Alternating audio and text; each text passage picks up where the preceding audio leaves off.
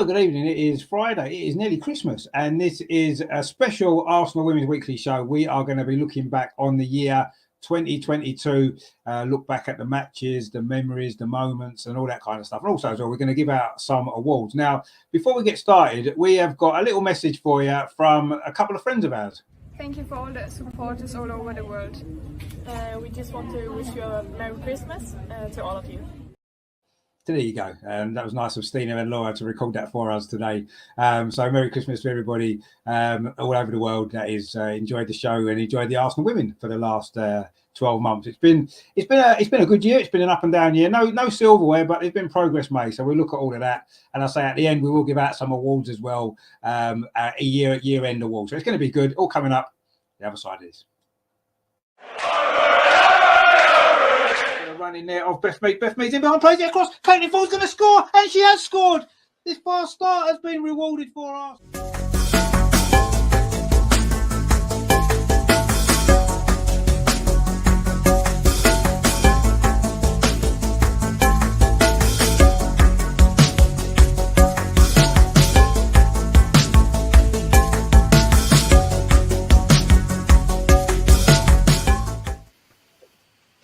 And we've got all the gang in again for the show.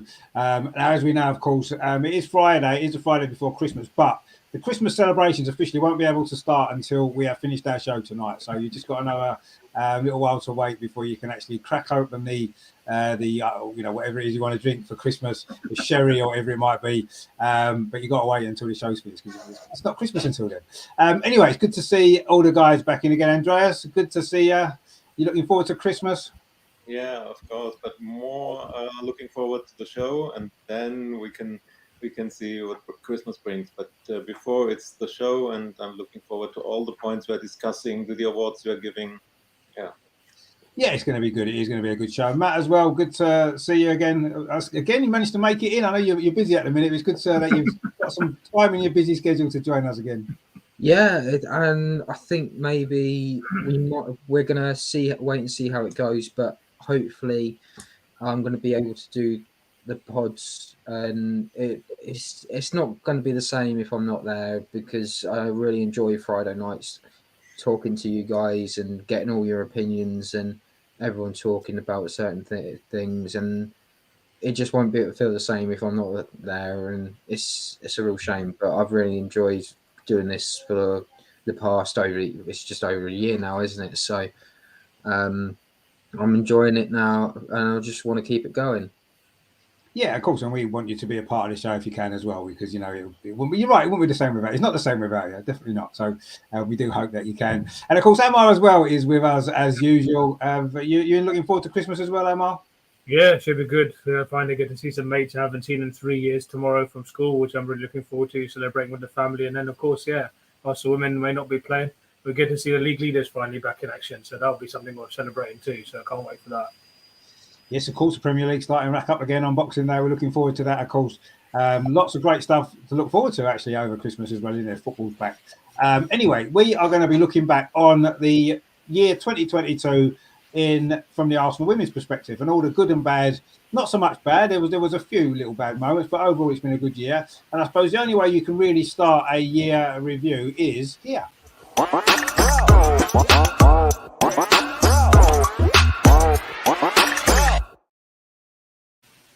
I mean, January, it's the first month, so we may as well start there. Of course, the year didn't start particularly well, did it? We lost our first two games. We didn't score a goal. 2-0 defeat at Birmingham, our first and only league defeat of the season, as it turned out. And then we did lose to Manchester United in the Continental Cup as well.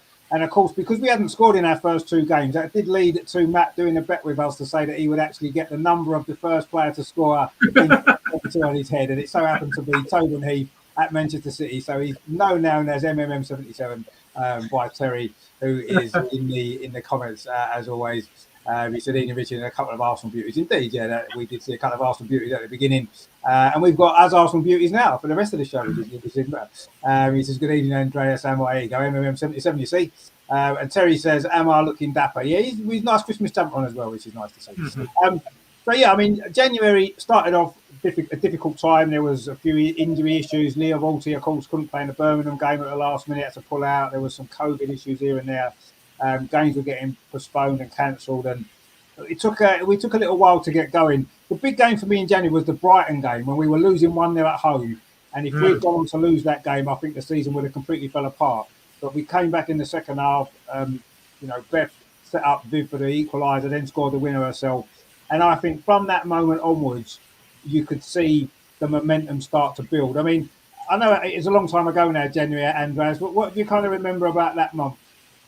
I think what we all remember is that we lost the league in January, and we had a bad start in the season, and then there was the January transfer window. So this changed a lot. We made 3 signings, which proved to be very important, and all 3 settled in very well. So we can't forget the bad start or the defeats we had, but to see the positive things, it's the Brighton match, as you said, in which we came back from 1-0 down, and the 3 January signings, Stina, Laura, and Rafa. This had an influence on the development for the whole year and for the new season. So it was a difficult month, but losing the league is never nice and a bad memory. But it was part of the season, and it was part of the development we are seeing now. Exactly, yeah, and you're right. The 3 signs, obviously, 2 of them appeared at the start of the show, wishing us Merry Christmas, and of course Rafa as well. But yeah, I think those 3 signings actually, I think that has to be one of the best January windows ever. I think to bring in those 3 players and the impact that they've all made. I know Rafa's had injuries and stuff like that, but her performances have been fantastic. We've seen how brilliant Laura's been this season, and Stina as well, with some important goals and some very good goals as well. So yeah, 3 good signings, a difficult start, but we turned it round and we ended the month back on track, really. I mean, Matt, I know it was a long time ago. You was at that Birmingham game, wasn't you? Which was our only league defeat, actually, which, normally you wouldn't mind too much losing 1 league game, but that proved to be crucial in the end, didn't it? Yes, and the problem was with that game was because of all our transfers were done and dusted. They just needed to be announced, and because we had the rules in place at the time that we weren't allowed to announce them, they weren't allowed to take part in the game.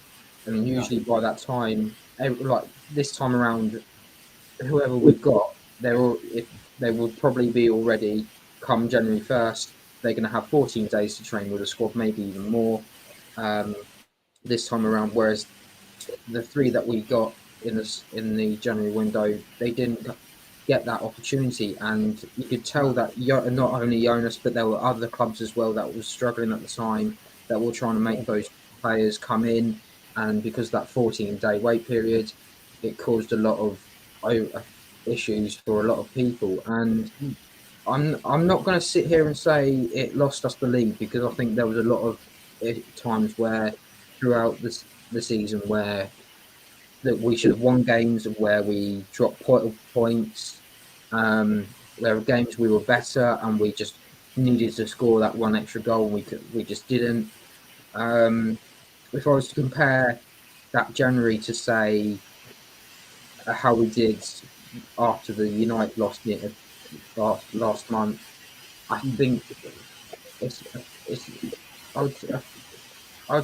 still know that there's a lot of time left to correct yourself. Now that the top 3 have all lost it, whereas last time it was between us and Chelsea, there was no one else really chasing third, because the other 2 were miles behind. Whereas this one is, everyone seems to think it's a 3-horse race when in fact it's a 2, and United are just basically piggying back off of their Euro success.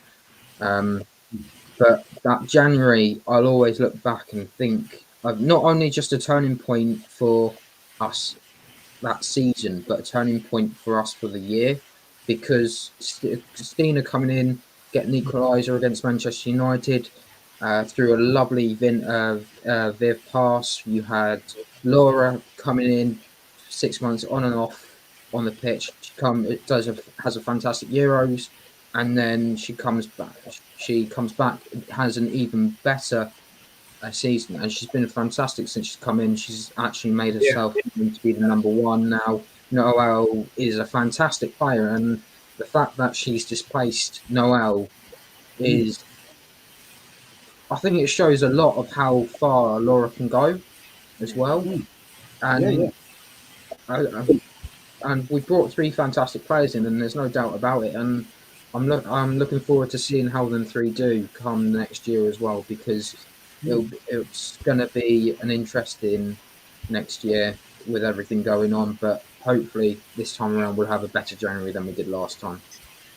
Certainly a better January on the pitch. I think we'll struggle to have a better January in the transfer market this year. I mean, let's hope we do. We need some players, but to get 3 players of that quality again would be fantastic. But yeah, certainly on the pitch, let's hope we have a better January. Things are looking up a little bit more, aren't they, with the injuries? To the players that were missing before. Most of them are coming back now, which is good. Emma, I know, as we said, January wasn't the best month, but it had positives like most of the months did. Really, I'd say that the 3 signings were probably the biggest positive, maybe the biggest positive of the year actually, because they've been fantastic. Yeah, they've all gelled in really well, especially Laura now, who's really made that right back position her own, and the way she rolls forward and links up the attack, and that wonderful goal she scored against Manchester United when we were all there. Well, he wasn't ever when you were there, but yeah, back in November, Stina went on a drought recently, but scored really two excellent goals, especially the second one the other night against Zurich to finish the year off in style. And then Rafa, she looked back at home alongside Leah in the centre of that defence, or she was actually playing alongside Lotte Woodburn-Moy actually the other day, whoever she plays, or whoever she plays against, she looks really comfortable. So yeah, they were a definite positive, and hopefully we can replicate that next month. We'll arrange to be seen, but as you said, we definitely need some players.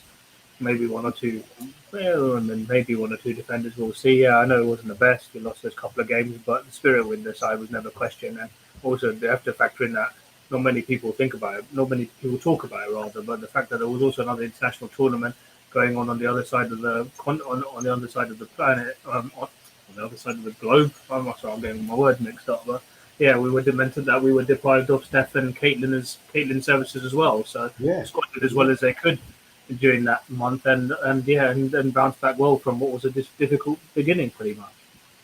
Yeah, of course, it was the Asia Cup, wasn't it? In January. So we did lose our 2 Australians, of course, Manuela Bocci as well.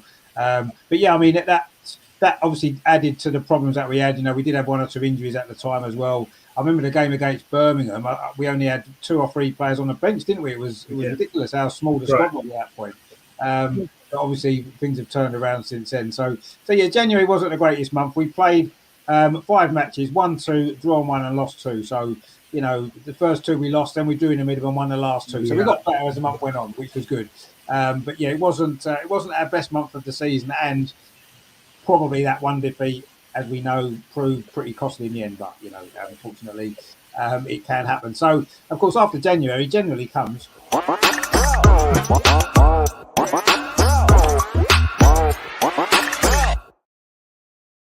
Now, with February, we only played 3 games in February, so it's a bit of a shorter month. There was international games, wasn't there? Was it the Arnold Clark Cup was in February, wasn't it, I think? So that's right. So there was only 3 games that we played. Manchester United, of course, the picture there, Stina getting her first goal, as Matt mentioned before, fantastic ball from Viv. We saw those 2 first start to really link together, didn't we, in February? Stina came into the team, Viv dropped further back into that number 10 position, and it started to produce some good results. Of course, the big game in February was, of course, the game against Chelsea at Kings Meadow, wasn't it? Basically the head-to-head between us and them. You did feel whoever won that game would win the league. In the end, it turned out to be a goalless draw, but a very, very good game of football. Both teams could have won. We had chances. They had chances. They felt they could have had a penalty, the handball. We had some good chances at the end. Almost won it, didn't we, in the last few minutes? So, it proved to be a draw. But yeah, that was probably the highlight of the month, wasn't it? Certainly for Arsenal's perspective. I know the Lionesses won the Arnold Clark Cup, which was good, but certainly from Arsenal. I mean, and as that Chelsea game it really showed, didn't it, the quality of the top 2 teams in the WSL. Yes, exactly. This was a fantastic match of the 2 best teams in the country, and I remember this match. It was so tough, and chances on both sides. There were parts of the match that were controlled by Chelsea. Other parts, we were the better team, the stronger teams. We had very good chances. Welcome back, Emma. Sorry, I pressed the button by mistake. Sorry about that. Wonder where you've gone. Sorry. It was really, really tough match, and I think there was one or two scenes where Chelsea cleared the ball off the line. So, yeah, we could have won there.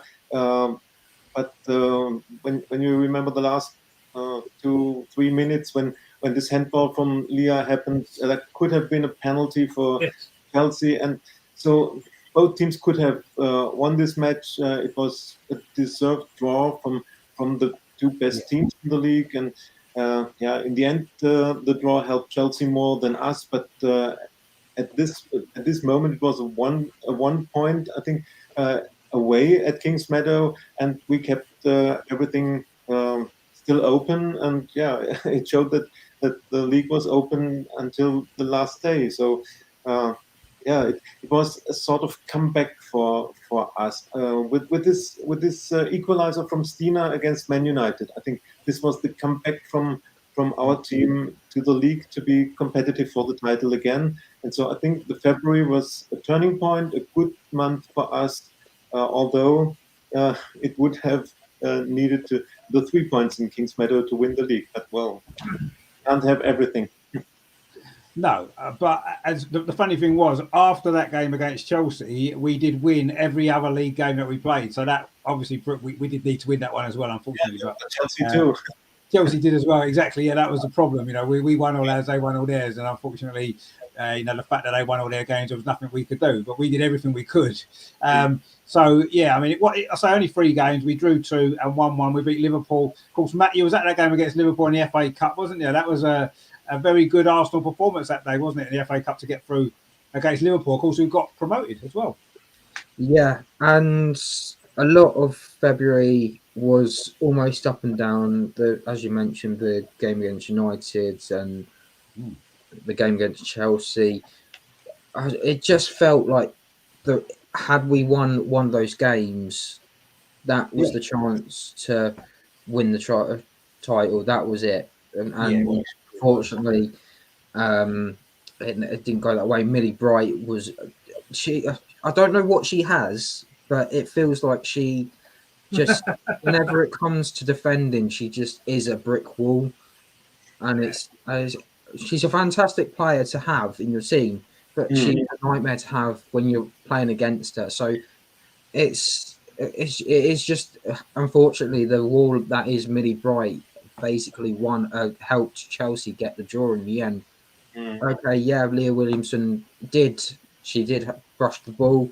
It happens, and luckily there's no VAR because otherwise that's a penalty. But we could have had a penalty in the first half. Was it Caitlin Ford got brought down, didn't she? There was, that's right, just Carter. There was a lot of penalties that could have. I think it was 2 actually, because one of our shots. I think it was who was the Chelsea player? Daniel Carter, not Daniel Carter, yeah. Not Jess Carter. Jess Carter, yes. The ball goes through her legs and it brushes her hand, and that for me, if it's because her hand's behind her back, the linesman could have quite easily flagged for handball, but I don't know. But again, it is what it is. This is what we've talked about referees before, but at the end of the month, an FA Cup game away from home against the champion of the cup, the league leaders of the championship again, because we had that spell of playing championship player teams or lower league teams in the FA Cup, and to come away with 4 goals and show that they're not ready, but show them almost what they needed to do to be able to adjust to the Super League as well, was huge. Kim Little was so influential that day. Caitlin Ford was showing that she wasn't just a player that could score goals on the occasion. She was stepping up even more. And the rocket that was Katie McCabe from that Steph Catley. That was a goal and a half, that one.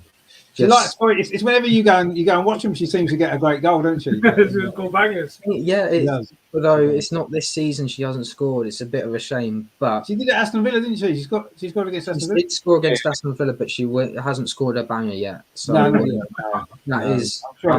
that to come. It'll be coming soon. Maybe against Chelsea, that'd be nice. You know what? Knowing our luck, it'll probably come in the last minute against Chelsea. That'd be great, wouldn't it? Let's hope so. If it's the winning goal, we'd love that, wouldn't we?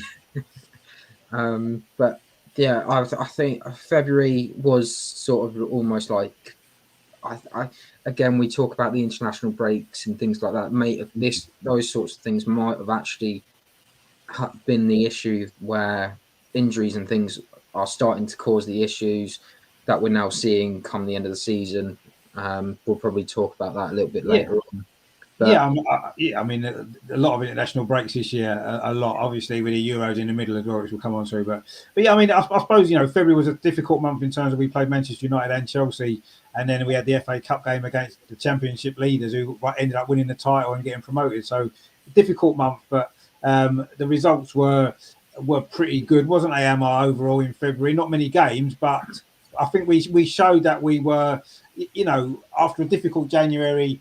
We showed in February when we played against the top teams that we were able to compete with them, and unfortunately not quite enough against Chelsea in the end. But we certainly gave them a game that day, didn't we?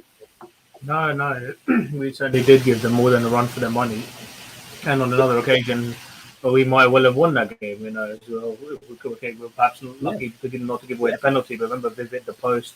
We actually had really good chances. Had chances cleared off the line.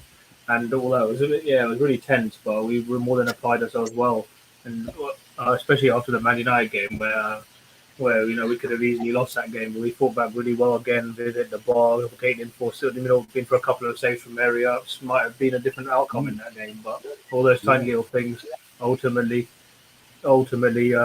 set us back when it came to the final standings. But the team still continued to show what it's done towards the end of January.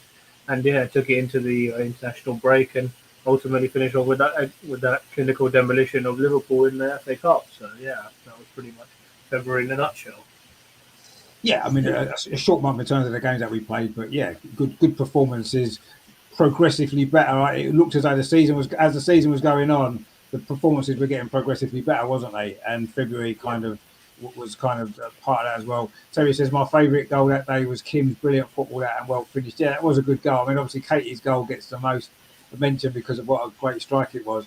And Terry says he's got a question. So what's written on Andreas's top? We sort of talked about this off air actually. Go on, tell this is Ultra Sports. It's a sponsor for running, nutrition company. It has nothing to do with football, so.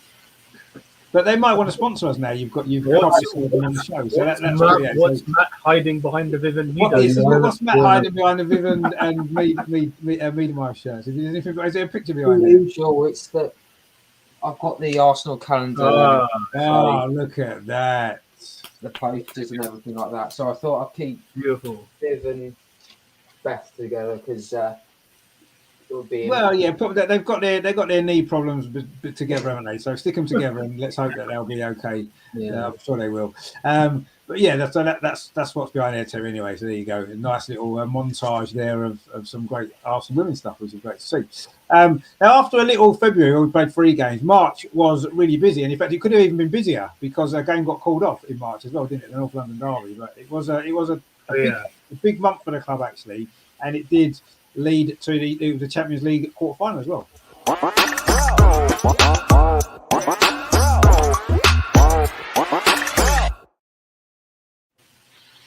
Now, of course, that goal for Lotta against Wolfsburg was a big moment at the time. I was at that game and I thought that was going to be the big turning point for that tie. Unfortunately not. Wolfsburg did, of course, win the second leg the week after. And, of course, in between that, the Tottenham game was called off, wasn't it, due to COVID in the Tottenham camp. We were all worried on that Wolfsburg game because they had a game called off that night against Chelsea, and we were starting to worry about whether or not the game would go ahead at the weekend. Of course, it didn't. I know Andreas came down for it. We were down in London as well. Although at least we got to see the Wolfsburg game, so it wasn't as bad as it could have been. But But yeah, it wasn't great to have that Tottenham game called off. But other than that, we started the month 4 wins in a row. Reading 4-0, Birmingham 4-2, 3-0 win at Brighton, and then Coventry United in the FA Cup 4-0 as well. So a lot of goals, some great victories, and you could see the momentum had really been building up. That had been starting since we turned things around in that Brighton game in January, and by March we were flying. Unfortunately, we just came up short, didn't we, Andreas, against your favourite team, Wolfsburg, in the. We couldn't quite. Yeah, we couldn't quite. We wasn't quite there, was we, over those 2 games? We had our moments, but we wasn't quite good enough, was we? Yeah, March was a month full of ups and downs, especially for me. I was the first time at Meadow Park after 2 years this COVID break. Yes, of course, the Birmingham game. Yeah. Match, we won 4-2. It was a very nervy match. After 3-0 up, suddenly 3-2, but we won. Then I was again in London, and then the North London derby was cancelled due to COVID. So and then our Wolfsburg match. I think we had we didn't have a good first half, and as the match seemed to be lost, then we came back and we scored this wonderful equalizer from Lothar. Everybody thought now we know how to play Wolfsburg, how to deal with their physicality and everything. And then we went to Wolfsburg, and we made the same mistakes again in the first half, and were 2-0 down until we tried to remember what we did in the second half in the first leg. So I think we lost the chance to qualify for the semi-final. But all in all, it was also a lot of learning in these 2 matches against Wolfsburg, because it was totally different to what we had to play against teams like Reading or Birmingham. There was this physicality, especially one player from Wolfsburg, Lena Oberdorf. She took Viv out of the match, and Viv lost her fun in playing football by always being attacked from Oberdorf. And this was a learning curve for us, but unfortunately we didn't use all the aspects we had learned in the first leg. So we lost the second one. Yeah, as I said, we came back too late in the second match to it. Although there were chances, and there was, as far as I remember, there was a penalty situation where we should have got a penalty in Wolfsburg. Maybe then we would have been back in the match. The chance to equalize would have been there if only 2-1 down. But it's long gone, and we were out of Champions League. But as I said, we learned a lot in these 2 matches. And besides this, we won our matches in the league. So we kept on being competitive for the title. So it was a good month, although it cost us the Champions League. Yeah, I mean, you're right, actually. And what I think I've noticed particularly is that this season in the Champions League in particular, so I know it's still only the group stage, we still got to get to knockout stage, but you can see the improvements and the lessons that we learned from that Wolfsburg game, and maybe playing Barcelona last season as well, earlier on. And you can quite clearly see that. And, I wouldn't actually be as worried now if we actually drilled against Wolfsburg in the Champions League this season. I wouldn't be as worried as I was last season, because we didn't really know what to expect. But now I think we would have a great chance of beating them over 2 legs now, with the improvements that we've made in Europe in particular. So, but yeah, it was a learning. It was definitely a case of those 2 games were just a learning process for us. And I think we've come out of that really well. And, I wouldn't mind playing them again, actually, because I think we can beat them now. I really do. But, maybe in a semi-final would be better this year. Maybe getting in a semi-final. And obviously, we beat Coventry, which put us into the semi-final of the FA Cup as well. So, we were chugging along nicely in the league. We were head-to-head with Chelsea still. We were in the semi-final of the FA Cup. And, we were slightly fell short in the Champions League, which was disappointing. But, Matt, obviously, it was a positive month, though, wasn't it? Apart from the Champions League exit and obviously the Tottenham game getting called off, which I know we'd all been looking forward to, because we were all going to meet up with everything, wasn't we? So that was disappointing. Yeah, and if I remember rightly, we were up to 25 1,000 tickets for that North London derby, and that was because, if I remember rightly, England had a qualifier that weekend anyway England played, for either the Euros or something like that. Doesn't matter, it was the men's game. Yeah, they did, yeah. It was one of those where you thought a weekend, North London derby, Arsenal Tottenham. What more could you want? It was really nice and sunny as well, which kind of helped as well. And then, boom, last minute, oh, they're not playing. And I think that really affected the numbers as well. I think a lot of the players were looking forward to it, especially Leah. Leah would have, Kim and Jen and some of those other players that just wouldn't understand. Just they would have told them, they would have made sure they drill it into them and make them understand how important that game is. Remember that the last time that we played them, we got a draw, and to be honest, we shouldn't have had a draw. And it was games like that in the end that you kind of get infuriated by, but you become better because of it.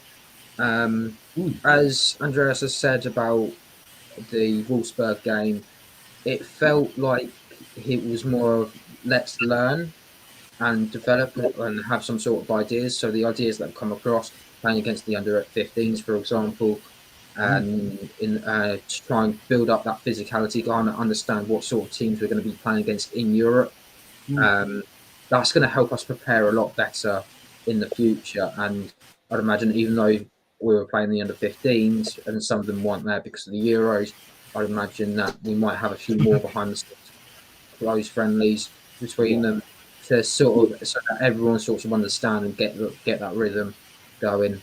That game against Wolfsburg though, that first leg at home, I look at that and I think what a fantastic way to sort of announce yourself as probably one of the best players to ever play the game in Tobin Heath, to take a free kick.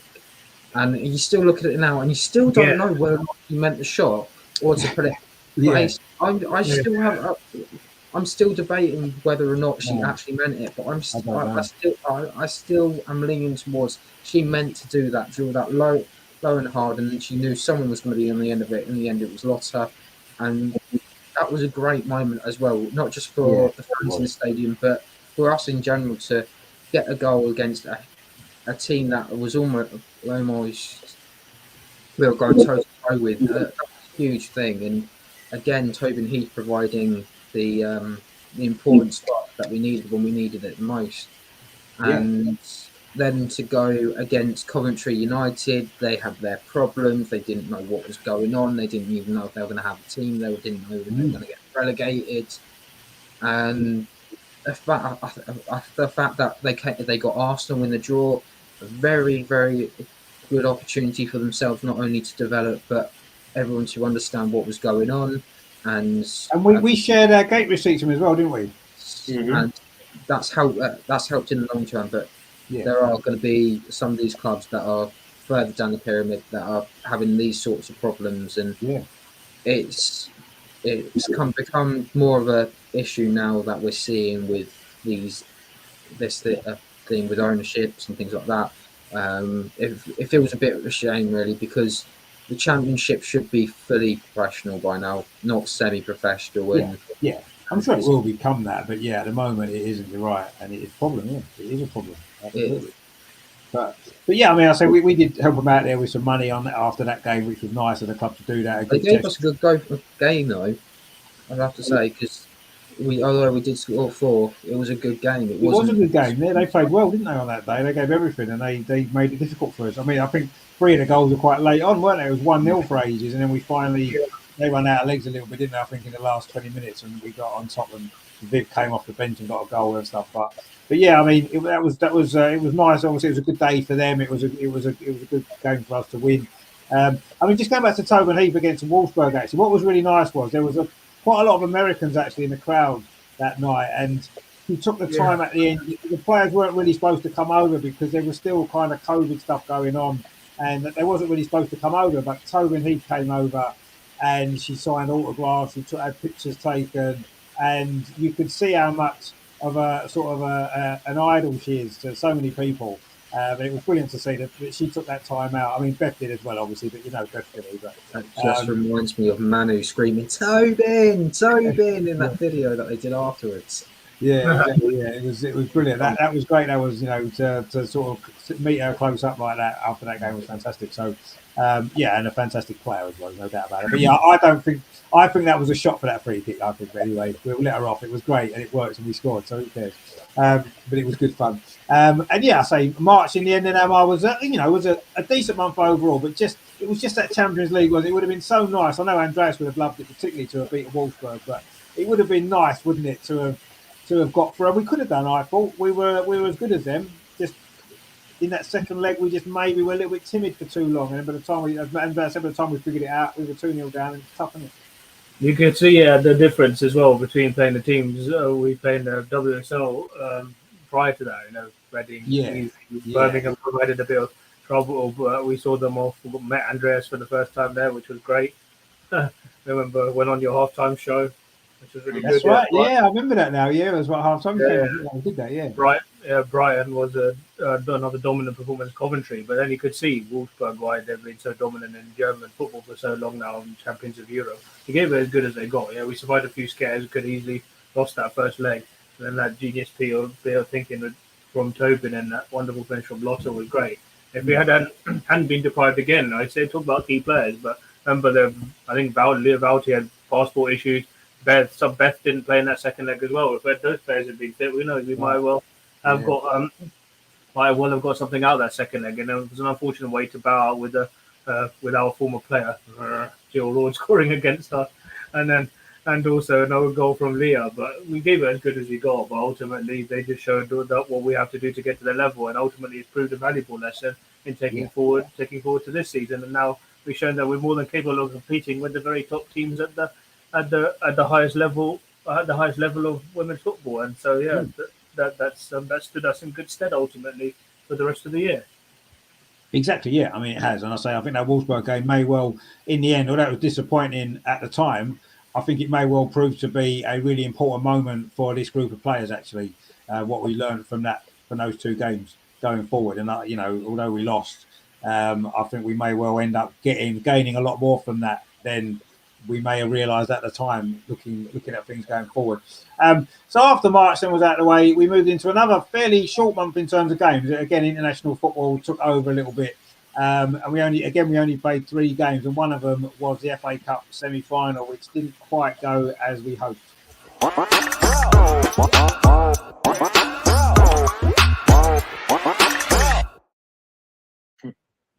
It's never nice seeing your rival celebrating at your home stadium, is it, in a semi-final? But again, it had moments a bit similar to the league game against Chelsea, the 0-0 draw, where we had some good moments in the first half. In particular, we should have maybe taken some chances, and we could have been ahead. And then, in the end, Chelsea, a bit like Wolfsburg, proved to be too strong in that game. In the end, didn't they? And they did win 2-0. But either side of that, Chelsea defeat in the FA Cup, as disappointing as it was.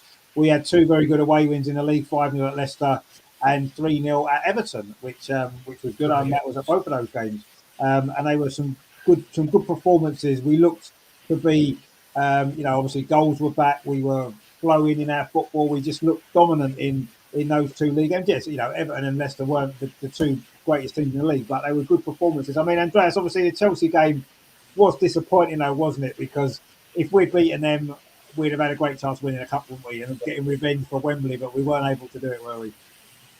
Yeah, it cost us the last chance. We were out in the Continental Cup against United, then out in Champions League against Wolfsburg, and now out in the FA Cup against Chelsea. So, this was disappointing. And I think once again we were totally competitive against Chelsea. I think maybe we were the better team, but they scored two really wonderful goals.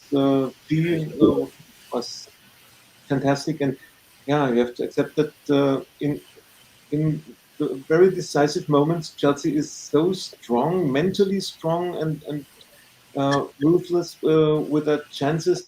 They have 2 chances and they score 2 goals from outside the box. So even if we were the better team or looked as if we could be the better team, could win.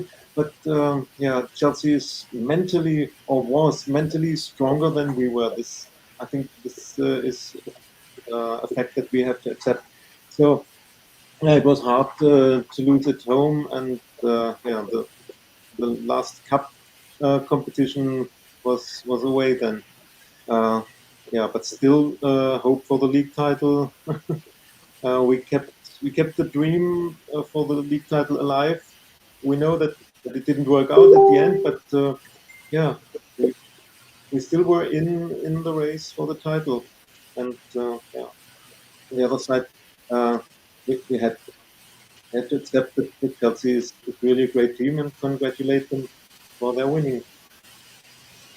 Yes, as much as we don't want to, but yeah, I suppose we had to, didn't we? So in what 3 weeks we've lost to Wolfsburg and Chelsea, the two teams that we don't want to lose to particularly. But anyway, but funny enough, those two cup defeats against Manchester United in the Continental Cup and Chelsea in the FA Cup were the only two games in the whole of 2022 that we lost at Meadow Park.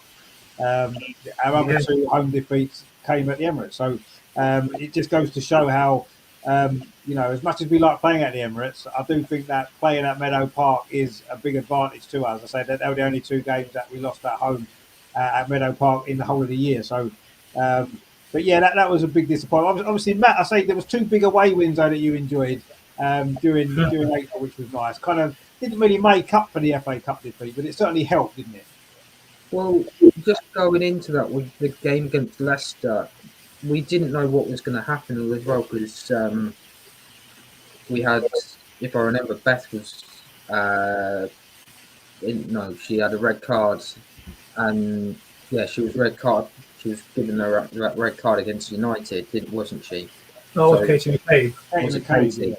Yeah. So there was a bit of kerfuffle over. I knew it was one of the positions. What was going to happen on that left hand side, but when we saw, we didn't know how Leicester were going to respond, and Leicester have almost just trotted along, not really trying their best, almost, and just hoping and praying that they get something out of those sorts of games. But we just, it felt almost like I was never there, almost like a pre WSL game, like again a couple of years ago, against like a Bristol City sort of side, where you just score as many as you can, and then it helps your goal difference.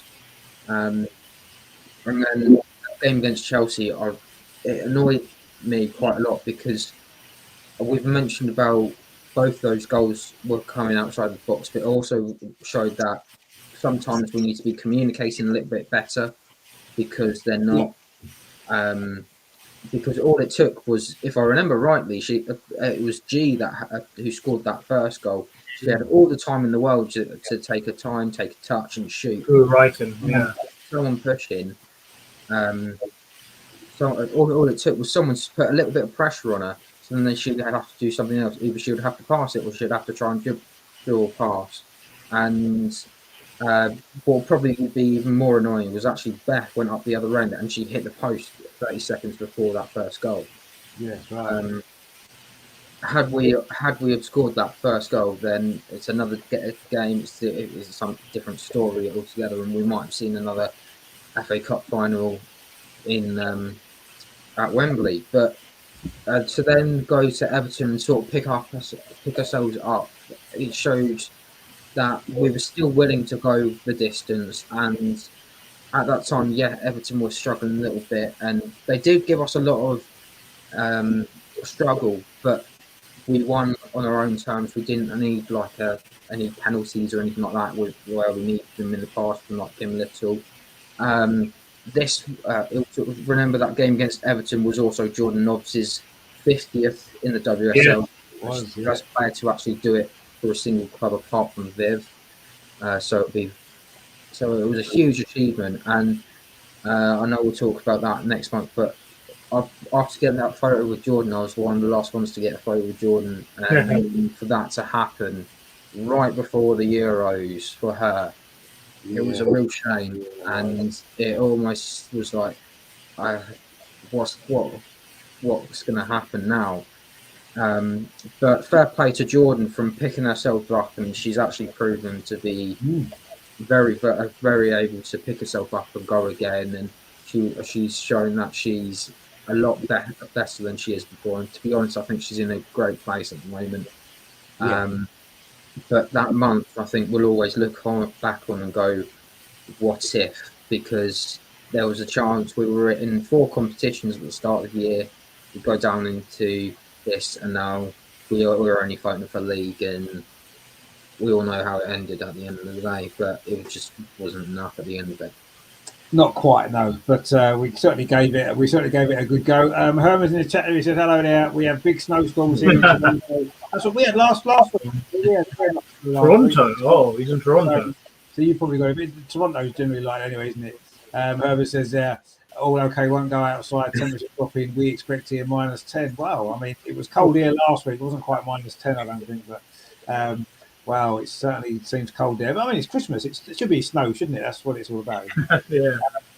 But yeah, I mean, obviously, yeah, a small month again in terms of games, just the 3 games, 2 wins and 1 defeat. Unfortunately, the defeat came in the FA Cup, which would have been nice to have beaten them and got to the final again. But anyway, it wasn't to be. I mean, am I overall then not a bad month, but massive frustration, wasn't there in the end?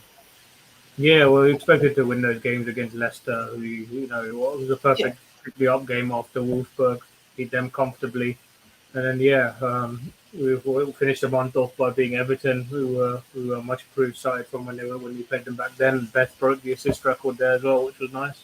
She did, that's right. And and ultimately we played so well first half. We had enough chances. I remember as Matt said, I don't know if she hit the post, but missed a good chance. And we had the best of it for about an hour, and then we just backed off, and then they scored their 2 goals.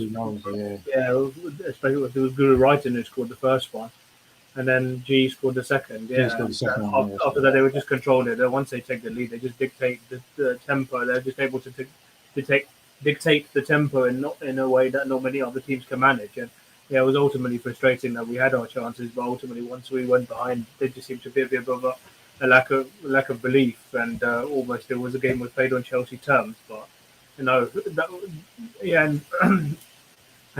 was a frustrating aspect, and ultimately we know what happened, and we only had the league to play for after that. Yeah, we did, and I mean, again, a bit like the Wolfsburg game, that Chelsea game for me, it was another lesson really. And again, looking at this season so far, I think we've kind of learned again from that. So I think that's that's a positive now. At the time, it wasn't, but it seems like it might become a positive from the lessons that we've learned. Herbert says there, Frida fried the opposition a hat trick. Yes, she did. Of course, the other night, Frida with a hat trick. We'll talk about that obviously a bit later. But that was a great win the other night, actually. And then, of course, we went into what was the final month of the season. And although ultimately it ended in disappointment, we know in terms of the league, we were playing some good football by this point.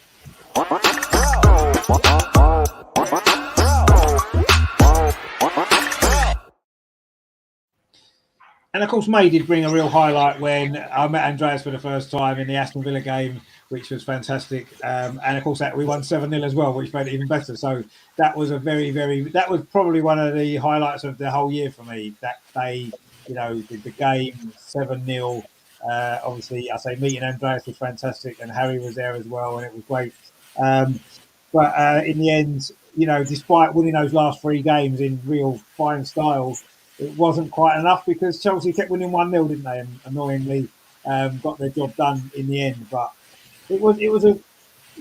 I did feel as though had the season gone on a little bit longer, we were really building up momentum. We were playing really well. We were scoring goals for fun, and I felt we would have, if there'd been another 3 or 4 games left, I think we'd have won the league because I think Chelsea were looking tired and they were looking as though they'd scraping through games where we were wiping teams away, wasn't we? And we finished the season really strongly, didn't we, Andreas? Which was good to see. Yeah, I think the May was a very, very good month for us. Of course, I remember the 7-0 against Villa. It was the best match I saw so far at Meadow Park. We made our housework, our homework, and we did everything we could do from our perspective. But unfortunately, Chelsea won every match. There was one match when Sam Kerr scored in stoppage time. That's right. Yeah. Yeah, and Yeah. on the Against Villa. last, Against Reading. Against Aston Villa, I think, wasn't it? Miller it was. yeah, Yeah. it was Villa. Yeah, on the last 96th minute, day of yeah. the season, we were champions at halftime when Yeah. leading at Kings Meadow. Yeah. And Uh, she goes to Gunners in the second half, uh, yeah. and to be beaten by 1 point is, I think we didn't deserve to lose the league title because we had a fantastic season and Chelsea was struggling in the last matches. They were lucky to win all these close matches, um, and yeah, winning against United with 4-2. There were two wonderful goals from Sam Kerr. Uh, Yeah. she normally misses so many chances, but in this match, when it was really counting, she scored two wonderful goals, and yeah, 45 minutes. Yeah, 45 minutes before the end of the season, we were champions, and then we lost the title. This was really, really sad and disappointing, and I think the whole team was disappointed. But also, everybody in the team, the players and the owners, they took the motivation from this and said, we don't want to lose again with just 1 point or behind or by goal difference. We want to go again and we want to show that we can win the title. So yeah, what could we have done better in May? Nothing. We won everything, and we did what was necessary. Unfortunately, Chelsea won 1 point too much. I think the goal difference was ours was a little bit better. So Yeah, it was. Yeah, it Yeah. was better. Yeah. Yeah. disappointing. Unfortunately, But just that anyway, point- a successful season in the league. We improved to the season before a lot. We were playing very good football. Our new signings from January, settled in more and more. Yeah, it was a good month, except that we didn't win the title. yeah, it was, and we won our last 7 league games, and it wasn't enough, and unbelievable, really. But that was the case. That's simply the way it was. And 6 of them were clean sheets as well, and we did obviously go on to beat that record later on, which we'll come on to. But yeah, I mean, May was a good month, wasn't it, Matt? In terms of our performances, we did everything we had to do. Obviously, you was at the North London derby, the rearranged North London derby, where it was at the Caitlin Ford game, wasn't it? When she was brilliant that night, scored 2 great goals. And in the end, though, obviously, he was at West Ham as well. I did a final game. We were so close, and so it was so disappointing in the end, wasn't it? But I think I wasn't sad because of how well we'd done all through the season, and as Andrea said, the progress we'd made. You couldn't be sad. You just felt disappointment really for them all, didn't we? Yeah, and when we go into those games, it was one of those that after that 7-0, you thought, right, let's just try and get these wins across now. We can only, it was almost a hit and hope because if I remember rightly, Tottenham had to play Chelsea still. Twice. Yeah, and we were, so it was basically we're hoping and praying that Chelsea can or Tottenham can do us a favour or something because I think did, yeah. they had another game as well in hand. Yeah. So we were just hoping that they'd drop the digit and it just never happened. So we're just trying along, just doing our best and not. And I think maybe that was maybe one of the telltale signs that the trophy I've been settled in February. Had we have got that 1-0 against Chelsea, it would have been a different story. But if I'm on, I remember at the end of the North London derby, that was my first ever experience with North London derby, men's or women. Everyone felt that right. Okay, we've taken it to the last day. Whatever happens, happens, and there was a lot of excitement from the Arsenal fans. It was basically Arsenal fans on that West Ham, just all no matter where you saw it, it was Arsenal fans, and then West Ham almost felt like they're away in their own section, in their own stadium, and a very odd feeling. But it was one of those ones where if everyone got a ticket for it, everyone would want it. It would be one of those sorts of things. Yeah, it was, And it was just a shame. Really, what annoyed me was that everything in that first half, we just whatever we were doing, it just wasn't happening. It was either a block or it was a really good save from Arnold in goal, and whatever happened, it just wasn't enough. And then we come on, swap in Stina. Stina goes on and scores that first goal. Then Steph Catley steps up. She scores a second. Again, she had a fantastic season as well. She as well coming after that Asia Cup, and the goals just came in, and unfortunately it was too little, too late. And by the end of it, a lot of the players were in tears, and though none of the fans had tears, it was more of they were so close to miss out by a point, but have the better goal difference and know you're the better team, but unfortunately not go against you. Sorry, for it to go against you in the last of the season. No one's going to want that feeling. And I remember, I think I've said this several times when I talk back to him. Jonas was talking to the fans after the game just before getting on the coach. I said to him, "Don't apologise. You've given us a roller coaster ride of a season. You've got to build on it and go for next season. We're ready for the next season now. You know what you've got to do. You just got to make sure that it happens now." And I think Jonas wasn't expecting us to be challenging for that title that soon. No, I don't. Bearing in mind that it is his first season, he's trying to accommodate that date. So things like that do come into play. But I don't think anyone expected us to give us that belief as much as Jonas gave us that belief throughout the season to go on and do things. He now has got that experience now to build upon, and he's doing so at the moment. And it was a shame, really, because that season I know a lot of fans will say this, but that we deserved a trophy. We did deserve a trophy, but we had nothing to show for it. What did we really get to show for it? We got a knockout stage against. It could have been anyone at the end of the day, but in the end, it was Ajax. Yeah, I mean, it was a frustrating way to finish, I suppose. But yeah, I had nothing but pride for the season, and like you said, Jonas' first season as well. And I agree. I don't think anybody expected us to be challenging for the title that quickly, and we did, and we were so close. And yeah, one moment here and there would have made a difference. But yeah, I mean, overall, it was a good season. It was a great effort from the girls to go that close to a very, very good Chelsea side, as we know. I mean, obviously, Amar, it was disappointing at the end, wasn't it, not to quite do it, but I think we kind of expected Chelsea not to lose because they generally didn't, did they, when it mattered. I mean, you mentioned before though, Matt, you said had we won 1-0 at Chelsea, and yes, that would have been fantastic, but would we have had that same mentality to win those last 7 games that Chelsea did if we were in front? Or would we have maybe dropped a point here and there? You know, Chelsea had the pressure, but they kept winning. We were chasing them, although we had some pressure, it wasn't as much.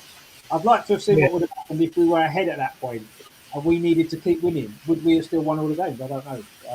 Maybe, and we might have done it. I don't know, but it wouldn't have surprised me if we'd maybe dropped a point somewhere, an away game somewhere, maybe got a draw. Maybe West Ham at the end, maybe we'd have ended up drawing 0-0, or we needed to win or something like that until we picked us. Maybe, I don't know.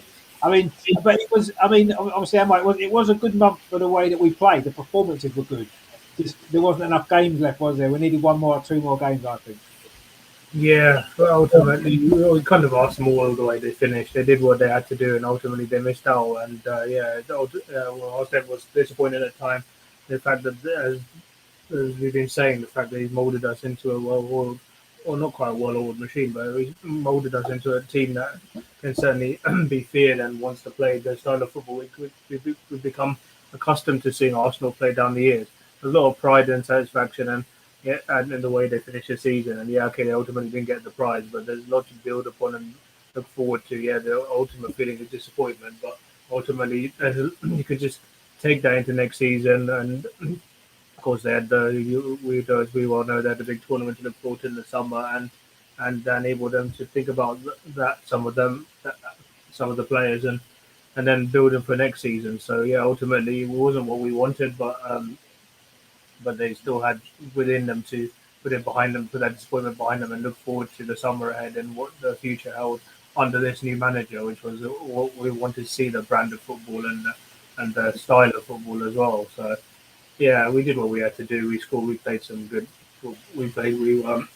We won all our games, and ultimately, yeah, once we get into that position, we have that mentality. There's no reason in my mind why we can't turn it into silverware in future. Yeah, no, exactly. I mean, and I think that Terry's made a good point as well. He says, to be fair, the girls are a different kettle this year, far stronger, and seems so much more up for it than after last season. I totally agree. I think we do look a lot stronger this season on the back of these disappointments that we did suffer in the final running to last season. Herman says, has Viv had her operation as of yet? I don't think she has yet, has she? So Beth has. Yeah, Beth's had hers, and hers went well apparently. But yeah, I don't think Viv's had hers yet. But it will be in the next week or so, I'm sure, because I probably It's probably going to be January now because of Christmas and things like that. Yeah, possibly it will be. Yeah, but yeah, she hasn't had it yet, no. But hopefully it'll be soon, and she can have a good operation and start a recovery. And who knows? Maybe it won't be as long as we anticipate. But let's hope that she's back very soon. Now, of course, after the season finished, there was some small little event that happened in the summer that I can't remember too much about, really.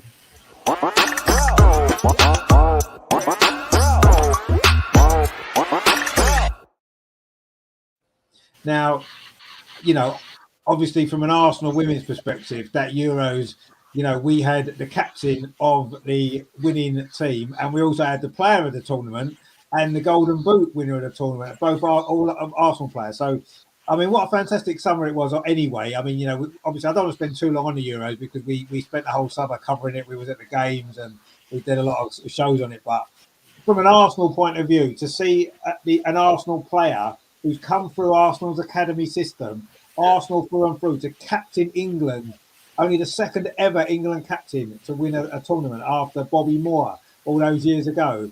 Just incredible. And then for Beth to have the tournament that she had, I mean, it was more for me that whole Euros, we enjoyed it all the games, whoever was playing, didn't matter. It was a great tournament, but it was so much pride I felt on that final in particular, seeing Beth and Leah achieve what they achieved.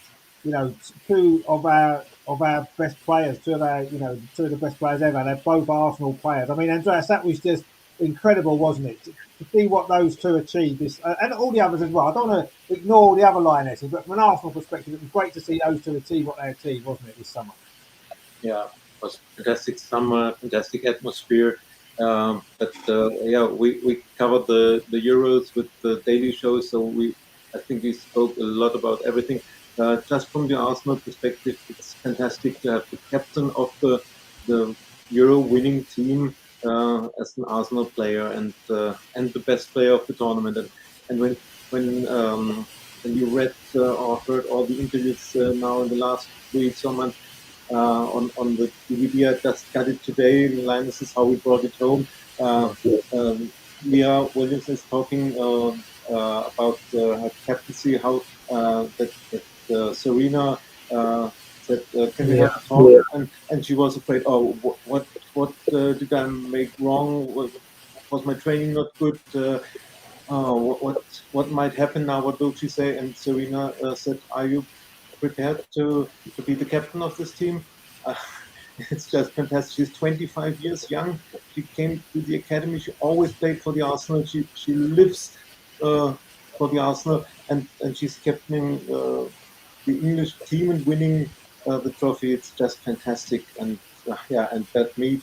Well, when Jonas came in, he said that you have so many potential, and you could be a Golden Boot nominee if you develop with all the possibilities you have.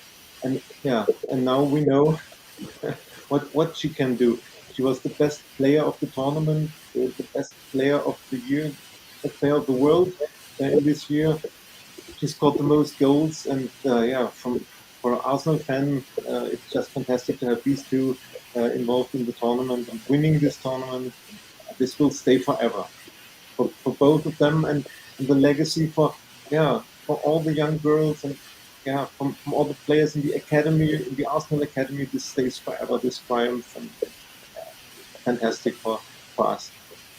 It was, yeah. And it was just a fantastic moment, that final at the end when Leah went up to get the trophy. It was so emotional, wasn't it, for everybody? I thought, the girls themselves, and I think everyone connected with Arsenal as well to see, in the last World Cup she hardly played, and to go from that to being captain and lifting the trophy, that was, incredible.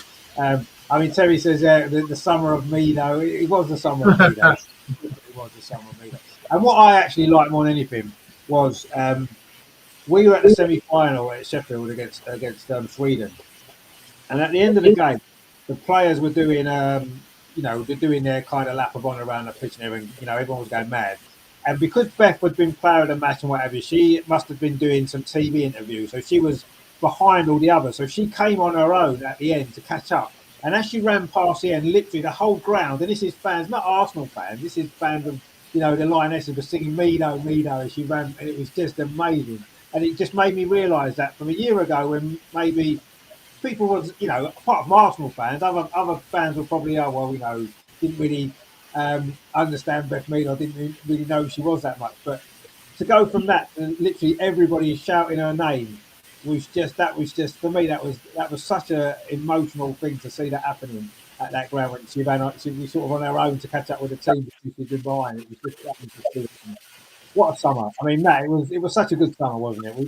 We could talk about the summer all night, but we don't want to because we spent a long time on it. But it was just wasn't it? And the fact that we had the two of the most important players, our Arsenal players, made it even better, didn't it? Yeah, well, 3 if you include Lotta, but unfortunately Lotta didn't get any minutes. Yeah, she didn't get to play, unfortunately. It was important that, to be honest, I look back on that tournament and it wasn't just for the Lionesses as a whole, but the fact that a lot of those games were in huge stadiums. The fact that of the impact of it is that Sheffield United are now playing at Bramall Lane. You've got other teams as well following suit. Newcastle United now playing games at St James's Park. There is now an appetite for women's football that we haven't seen. Just to put it into context, Jill Scott was on Sports Personality Year when they announced that the Lionesses had won Team of the Year. Her speech was basically, she's so glad that they've won it, not only because of them, but for those kids, little girls that are going to turn around. And this Christmas, they're going to be asking for football boots.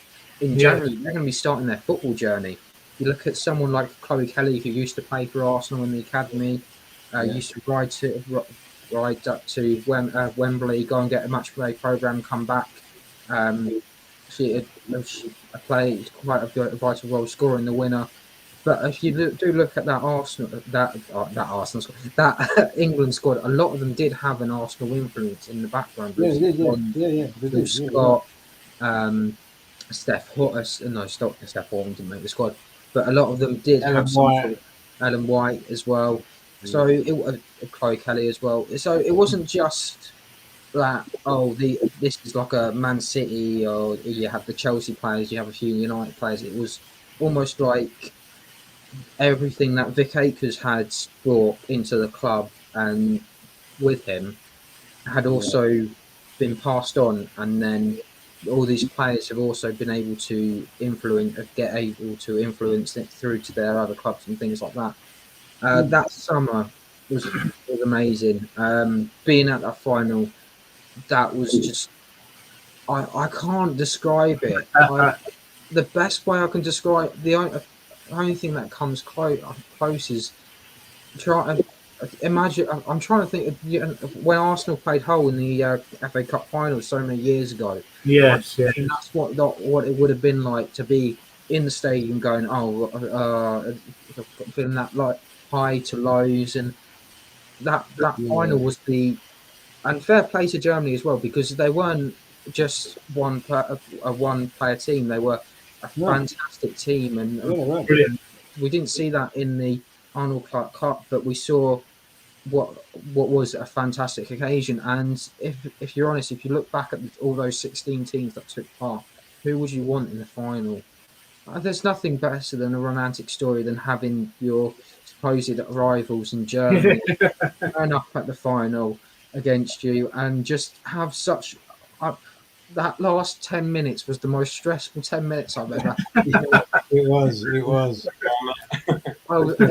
Honestly, I know I barely had any hair, but I nearly went and shake my hair because it was so stressful. Them keeping it in the corner and trying to get that time management, time wasting, whatever you want to call it.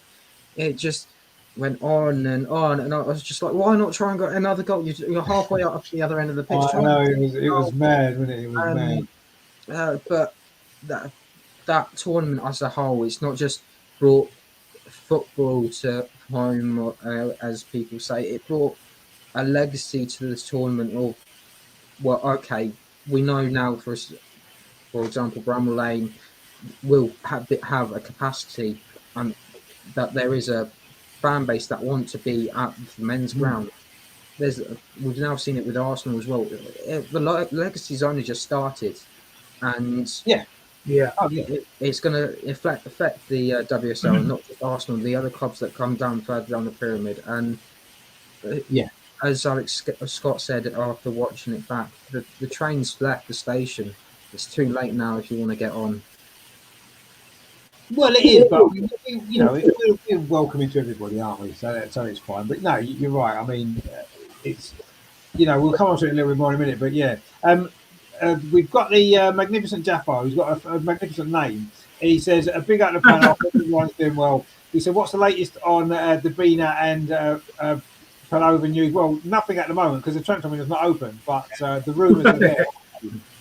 And also as well, Signe Bruyne as well may well be on the radar. So if we were to get them three in, I think I'd be quite happy with that, actually. I know he said last January was good, but that wouldn't be a bad January, would it, if we got those three in? But we'll see what happens. I mean, it's early days. Herman says there, I heard a rumour that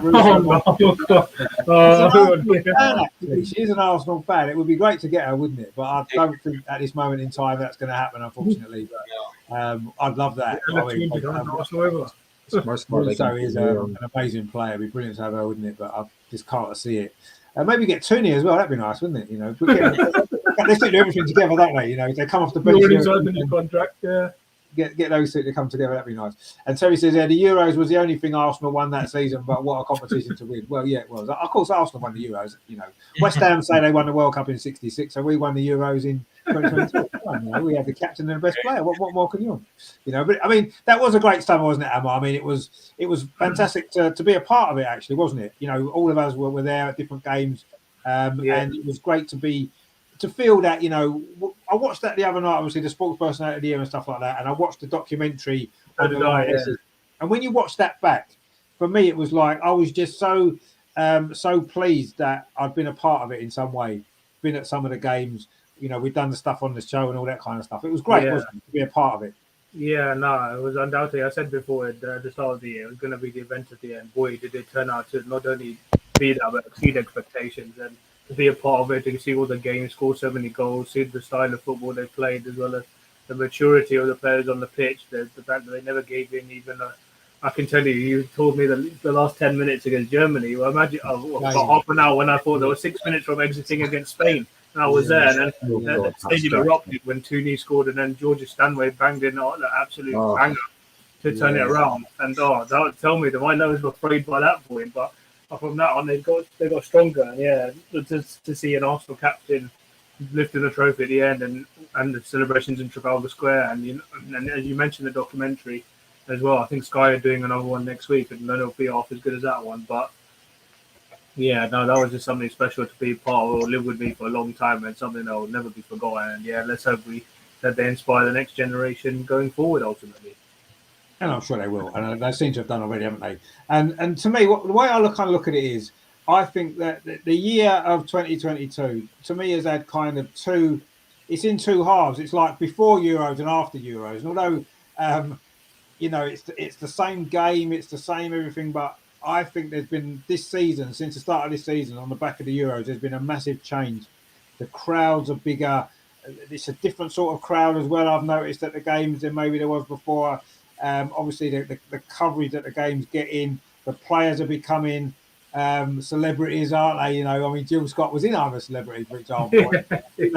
and there's been such a massive change, which is great. I mean, it's mainly it's positive. Let's be honest, isn't it? The changes have been positive mostly, so it's great to see.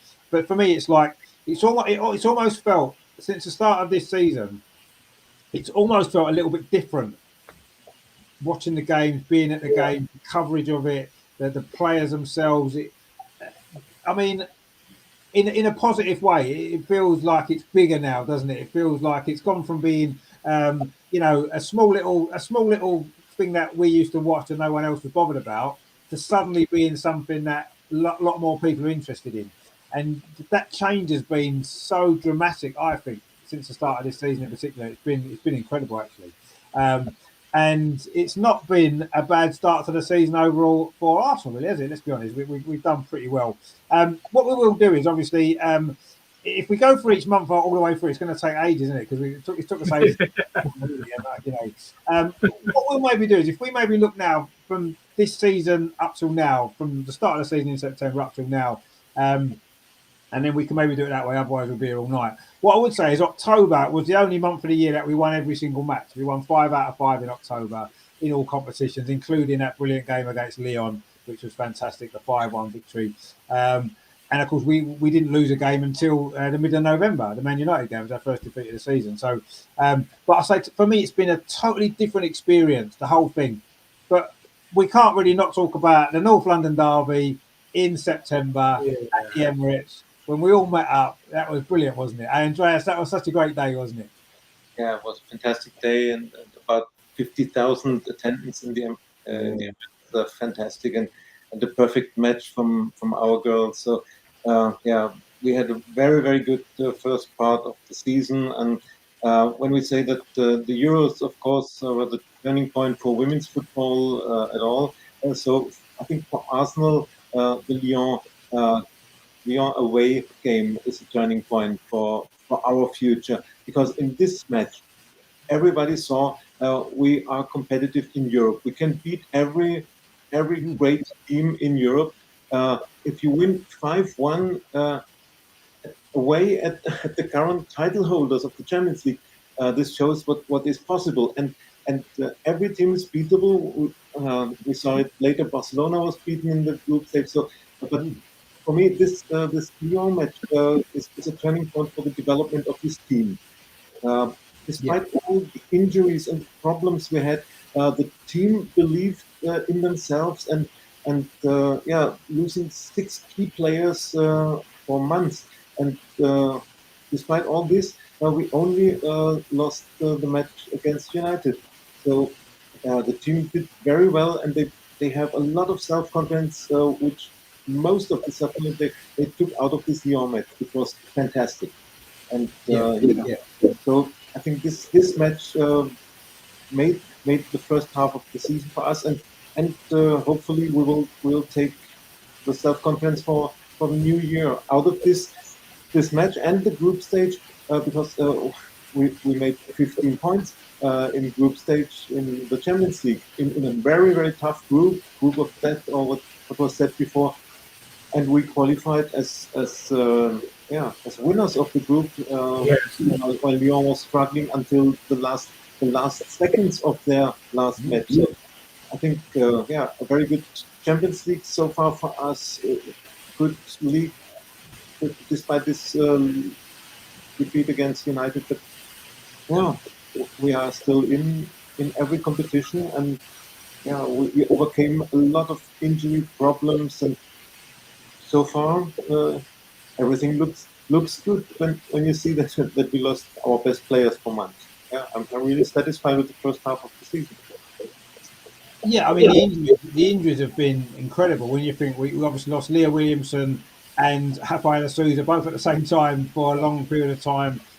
Funny enough, when that Lyon game was played, which was incredible, to win that game in the way that we did, missing those 2 players as well. So, and then obviously we start to get some players fit, and then we lose Beth, and then we lose Viv very close together with terrible ACL injuries, and they're going to be out for a very long time. We know that. So, but despite all of that, this team for me, I think last season we wouldn't have coped with all those injuries in the way that we have. We would have lost 4 or 5 games by now, I think, and we would have struggled. But the fact that we with this season we've got something, you can see there's something different about us. Or, you know, as we said before, the lesson from maybe a Wolfsburg game, the lesson from the Chelsea game seems to have come out now. And yes, you know, we lost to Man United when we shouldn't have done.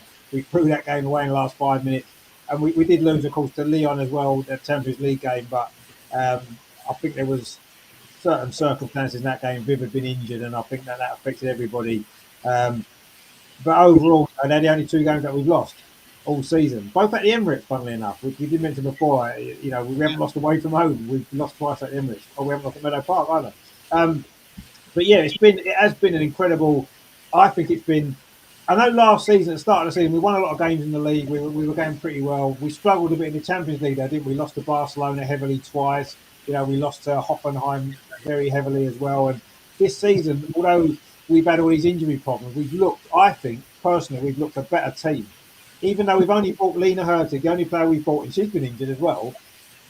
We look a better. Do you think so, Matt? So far this season, what we've seen, I think we look much stronger than last season, don't we? In all aspects.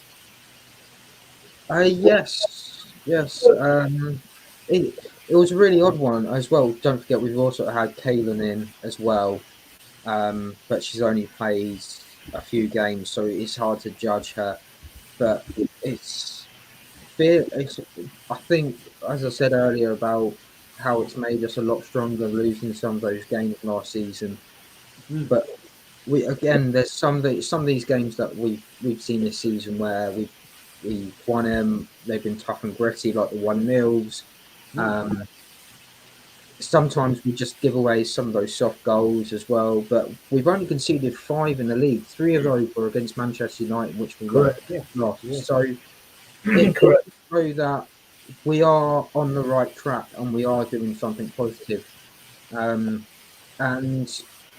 I did mention when you asked me about Jonas and why I backed Jonas so much, I said that because he had this aura. It's also the fact that I look back on it and he's actually learning his lessons as he goes along. He's not learning as he goes. He's more of, okay, I learned from my mistakes and my lessons from last season, or say, for example, going through the injury crisis. He'll learn from things like this and he'll make sure that things are implemented for next season, whether it'll be more medical staff, or find out, trying to get some sort of research going on behind the scenes to figure out why we've had 2 of our best players having an injury, ACL injury, and one of them being an MCL injury as well.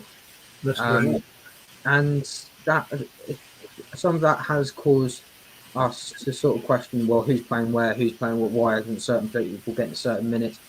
And it's such a small squad that maybe, I don't know what the squad size maximum is, but I imagine Chelsea's on the top end of it. But a lot of the teams in the WSL have that 18 to 20 squad, and that's not enough with those sorts of injuries. Okay, if you got the Conti Cup, it sort of builds a hole a little bit, but not as much. But with Jonas and this team, the team have learnt their lessons. They're also doing things behind the scenes. Jem Beattie doing a podcast, and preparing for I'd imagine this is going to be her last season. I don't know if you all agree or not, but the way she's doing podcasts, she's doing things behind the scenes for Arsenal with Degree. It feels like a lot of these players are either saying, I'm getting ready now to finish my career, or I want to do something with Arsenal in the future because Arsenal have given me so much in return. And that means a huge amount. And I couldn't imagine whoever comes in next.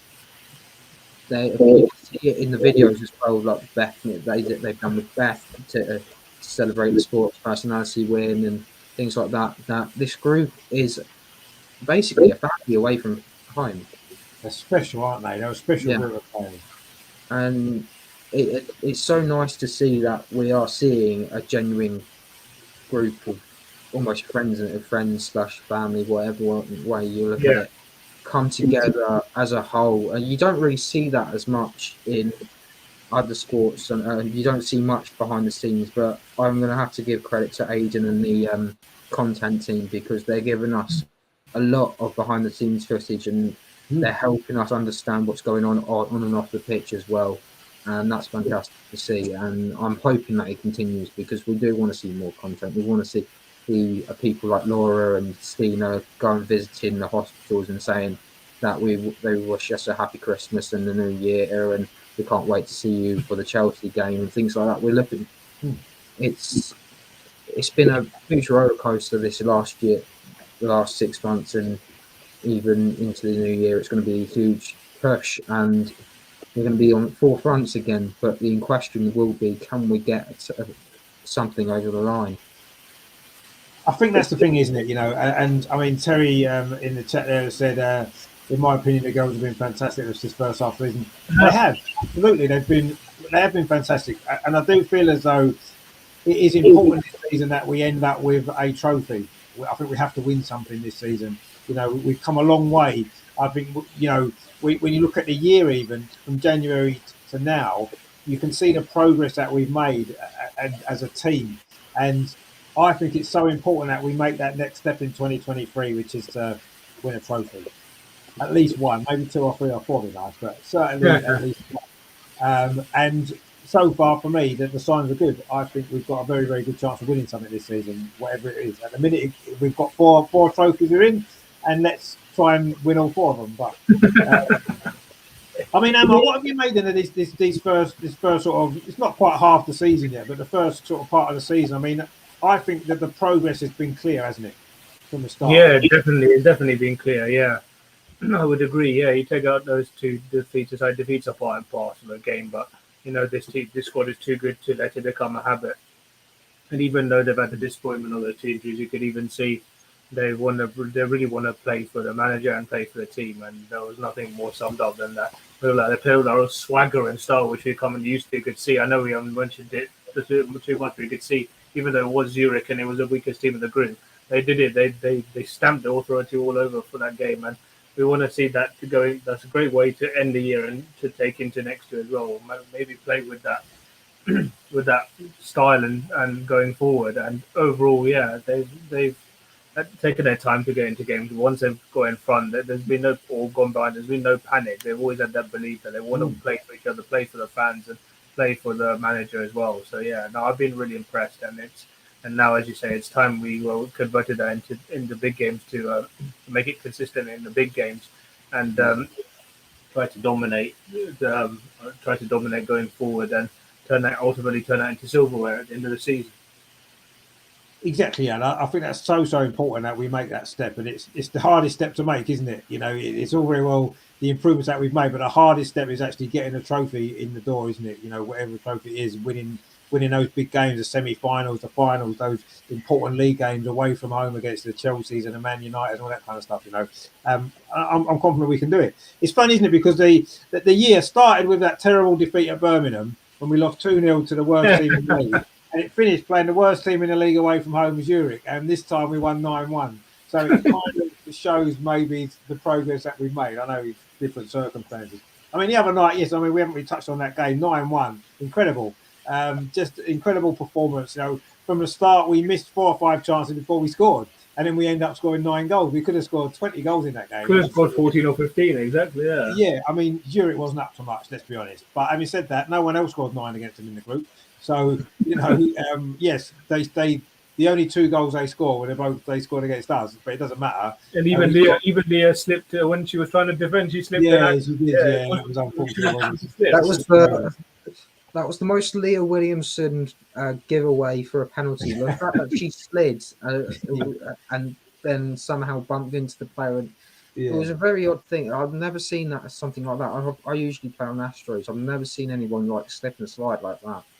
No, I mean, I know obviously the weather conditions didn't look great, did they? It looked freezing cold and stuff like that. The pitch didn't look great, but yeah, that was a strange penalty. In the end, obviously, apparently it was a plastic pitch from what the commentary was saying. Yeah, it looked a plastic pitch. Yeah, and I mean, it didn't look like the best surface, did it? But anyway, we certainly adjusted to it pretty well, didn't we? I mean, Frida, what an amazing 2 months she's had, a hat trick, just an incredible hat trick that was. Brilliant stuff from her, and of course Stina as well. She's had a bit of a drought, hasn't she? But to get those 2 goals. You could see her confidence lifted after that first one went in, the little tap in, and the second one was beauty. Yeah, And Herman says Jonas also has got to know his footballers better and understand their needs. Yeah, of course he has. Definitely. That's made a big part. He said perhaps he listened to Viv and against Zurich, she scored a goal. Yeah, she did score a goal. It was great to see. What I found significant actually about that was her celebration, well, lack of celebration when she scored, to me suggested that she's leaving in January, I think, which is a shame. I just got that feeling from the way she didn't really celebrate the goal, and the other players seemed happy for her, but she sort of was like, okay, well, you know, that might be the final thing I do for the club, which would be a shame, but maybe that's what it's going to be. Terry says our only problem now is if we bring anyone in, they would have to be world class, otherwise they'll struggle getting into the team. Well, of course, yeah, but that's a great problem to have, isn't it? You know, you can only exactly. Yeah. It's difficult because great players aren't always available to buy, are they? But I just think that, you know, we just do need some depth, don't we? Now we need some replacement for Viv and for Beth for the rest of the season, because we know about that, and we maybe needed one or two others as well to puff the squad up a little bit, midfield in particular. Jeffo says you're right, Richard. I think we need to win something this season. When you look at the team, surely they deserve a trophy. Yeah, without a doubt, they do deserve a trophy. But you've got to work to get what you deserve, and a bit harder sometimes. And maybe that's what we'll have to do. But the starts for me have been brilliant. Actually, I think I've been really enjoyed this season. I say it feels like a new era completely for women's football, and we've grabbed that by the scruff of the neck, and we've taken it forward in the way that we've played. You know, and that Lyon game will live with us forever. A few stats for the year then. We've actually played 37 games across all competitions. We won 25, drew 6, and only lost 6. So that's not bad, is it? For 37 games, 60 feet. We scored 92 goals as well, which is pretty good, and conceded only 25. So pretty solid. Good. Scored a lot of goals.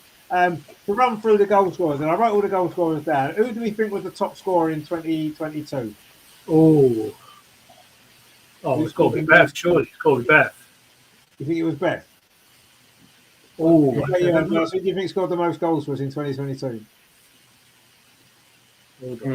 It was Frida. It wasn't Frida. Caitlin. It wasn't Caitlin either. It's not Beth. It's not Beth. Not Beth. Oh, not Frida. Viv.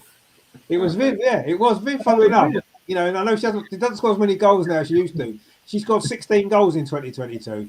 Obviously, getting those 4 in a row recently probably helped that. Second was actually Stina Blackstenius with 14 in her first year. Brilliant from her. 14 goals in her first year at Arsenal. Then Beth was third with 13. She may well have got a couple more had she not been injured at the end, but she got 13. And Caitlin Ford got 11. So those 4 were leading the way. Frida only got 8, actually, all of them this season. She didn't score in the second half of last season. And she got all 8 this season. I mean, she's had top scorer this season, but not in the whole year of 2022. So yeah, Kim scored 4 this year. Jordan Nobbs has got 4. Steph Catley scored twice. Katie McCabe got 3 actually. 2 really good goals and 1 little tap in. Tobin Heath scored 2 goals before she went.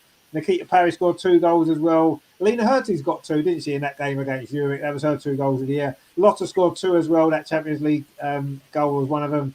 And then there's a few on 1. Obviously, Leah Williamson only scored 1 goal this year, surprisingly enough. Leah Williamson, she normally gets a few. Leah Volsky as well. She got 1 just from that in that game against Liverpool. And of course, Laura Wainwright has scored 1 as well. Great goal that was. And of course, Manu Irabochi, as we mentioned. Oh, and Rafaela Souza got 2 actually in her first year. Yeah. So she did well. She got 2 goals, didn't she? And spent a lot of time injured. There were 3 own goals as well. 2 of them by Rachel Coulsey of Aston Villa. She scored 2 own goals. So they were sort of some interesting stats. So we had 18 different goal scorers through the year. Obviously, some of those players have left now. A couple of them have. But yeah, 18 different goal scorers, which is pretty good. Of course, our biggest win was that 9-1 the other night against Zurich. Our biggest home win was a 7-0 against Aston Villa, of course, which we thought would be the biggest win of the year, but it got beaten in the end. And our heaviest defeat, we didn't lose by more than 2-0. We lost 2-0 3 times against Birmingham, against Wolfsburg, and against Chelsea. And they were the only sort of heaviest defeats. All the other defeats that we suffered, the other 3 were all by 1 goal. So yeah, that was sort of a few stats of the year then, which is quite good. I thought, you know. Magnificent Jeff says, Richard, which third player did you say we are linked to? The third player is Signa Bron, who plays for Leon. Oh, Leon, of course she does. Yes, but she doesn't really play for Leon. She's on the bench. That's why she wants to leave. She did play for Manchester United a bit last season, didn't she? Yeah, brilliant. Yeah. 0 goals. She knows the WSL, so I'm sure that she'll be good. Herman says there, yes, we are stronger this year. Yeah, I think we are. And Jeffo says there, guys, have you realised how good Frida Marnham is on set pieces? She's a baller. Oh, she's brilliant. Yes. She's just a brilliant all-round player. Let's be honest, she's just fantastic. I mean, absolutely. Fantastic. Yeah.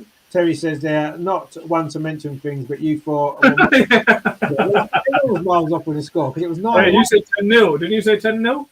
Did Terry say? No, he didn't say 10-0, did he? Don't be silly. Oh, Did something like that. Anyway. Did he say 10-0? Did that'd be brilliant? That. If he Oh, said I don't know. But anyway, I mean, 9-1 was not bad though, was it? But yeah, what a way to finish the year. I think it's been a year. If I was summing up the year, I'd say it's been a year of progress in the team, in the club, and everything else. And I think that's obvious to see. And let's hope that 2023 we can just take it that step further and get some trophies in the cover. Hopefully the WSL. I'd love that. I really would love that, but we'll see what happens. Right, why don't we just run through quickly a little awards, because we've got some awards to give out. Why not give out some awards? Why don't we start with this one, which I think may well be perhaps a foregone conclusion, but you never know.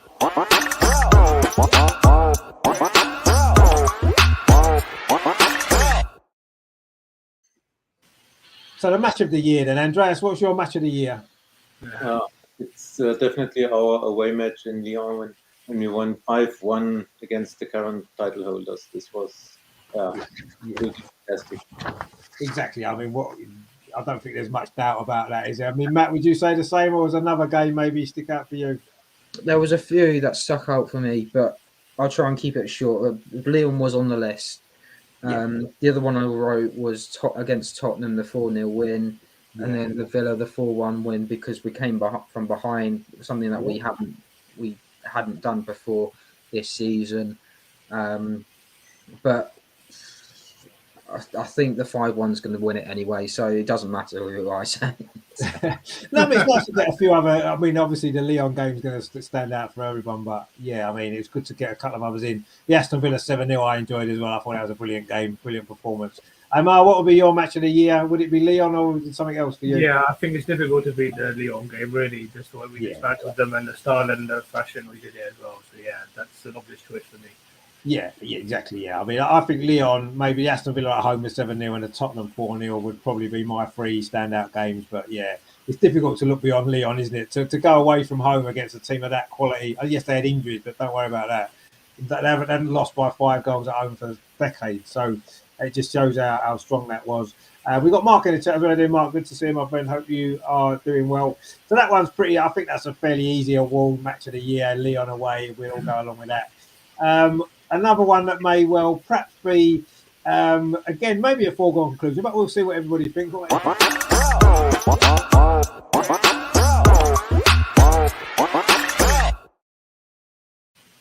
I mean, don't be swayed by my picture of Frida for the most improved of 2022. I just put that picture on because I like the picture. Andreas, who would be your most improved player in 2022? I have 3. It's Caitlin. She has a fantastic year. And she improved a lot to the year before, and she proved how important she is for the team. And of course, Frida. I think everybody will say Frida because, to be honest, I haven't expected her development this season. It's just fantastic, and how important she is, how good she is as a number 10 and a goal scorer. But to say something different, I will choose Laura Winota. When she came in, she was the backup for Noelle, and now she's absolutely number 1 on this position. She shows how much the right back can bring also for the offense. I think she was good in Hoffenheim when we signed her. I told you she's one of the most talented defensive players in German Bundesliga. But even I didn't expect this development from her. So I think she improved a lot in London, and she's played fantastic Euros. And even after the Euros, she still developed and got better and better in this game. So my choice is Laura Winota. Well, that is a great shout because I agree with you. She has been fantastic and she's getting better and better. We said it before. One week you think, oh, that's her best game, and the next week, oh no, that was her best game, and she seems to do it every single week, getting better and better. I mean, she has had a great year, and she has improved massively throughout the year. So that is a very very good shout actually for Laura. I mean, Matt, who would be your most improved player of 2022? Funny enough, Andreas has said two of the players that I put down. I think we're all in agreement that Laura's going to win this because the fact is that she's consistently getting those 8s and 9s out of 10s each week, and she's been fantastic. The other two that I would have mentioned was Lotta, because to step up when someone's injured, let alone two of them be injured, and you're having to the other player that I have was Steph Catley as well, who's been fantastic for us. I agree. Yeah, just them two as well, having to play centre back together, being partnered together, and they were learning a lot off of each other as well. Like Lotta was being able to get their positioning a little bit better and make sure that she's in the right place at the right time to get those blocks in or get that header away when needed to. But to be honest, when you see someone come in January, you're always kind of a bit skeptical. You're like, okay, let's see how it goes. But we definitely know what will happen from next season, that you're going to push on. And that's what happened. Laura has pushed on ever since that summer, and she's just been fantastic to watch. And to be honest, the fact I think the one thing she was missing was getting those goals. I remember at the start of the season, I think even at the Tottenham game, she had a couple of shots that they were either blocked and things like that. She was trying to get that goal, and eventually it went in. And that's just helped her out so much. And I think she's a lot more confident than she was, say, in January. Even when I look at her now, she might be a little bit shy towards fans, but she's a little bit more confident because of the way that she's playing on the pitch at the moment. Yeah, no, she is quite shy, isn't she, as a person and stuff, which is quite cute in a way. But I'm sure she'll come out of herself a bit more. But yeah, but I agree. Her performances have been amazing, really, absolutely amazing every single week. Steph Catley's a good chat as well, actually, because I think she's had a really good year. She's been injured a lot, obviously, before. So she hasn't maybe played consistently, but throughout this year, I think she's been great. She's had to play centre back, as you said. She's been brilliant at left back. And yeah, she's had a great year as well. I think that's a really good shout as well. Amar, then who would be your most improved player of the year? Is it going to be a full house for Laura, or have you got someone else in mind? I think they've all been taken out really from what I was thinking. I would have given it a shout to, you could say any one of three really, or four even. I would say Kate, you could say Frida, you could say Steph, you could even say Laura. But yeah, I would probably just lead towards Laura as well, just ever so slightly. But yeah, I mentioned for Frida as well. It just keeps on getting better and better. So yeah, it's tough, but probably just give it to Laura. Yeah, I mean, I think Laura, because of obviously coming into the club in January and having to adapt and take her time to get a regular place in the team, and then the way she's pushed on. I mean, Frida as well, though. I mean, you got to think second half of last season she wasn't in the team very much. She was on the bench a lot. She didn't get to play much. The start of this season she wasn't in the team, and I suppose maybe Frida, as much as I think Frida's been fantastic, her improvement's been very, very recent over the last 2 or 3 months since she got into the team, whereas Laura's has been over the whole year. So Laura just about probably deserves to win the most improved, and maybe Frida second because her improvement's been more in the last couple of months as opposed to over the whole year. So, but yeah, good shouts for Steph Catley. A lot of Ruben Moy as well. He's had a great year. She's stepped up when she's had to, but done really, really well as well. And it's good that we've got quite a lot of players that are improving, which is great to see. But yeah, I think Laura definitely deserves that. There's no doubt about that. Terry agrees as well. He says, yes, Andreas, Laura, what a player. Yeah, she's a magnificent player. So that's the most improved player. What about one that maybe there's going to be a few options for this one. Let's go for this.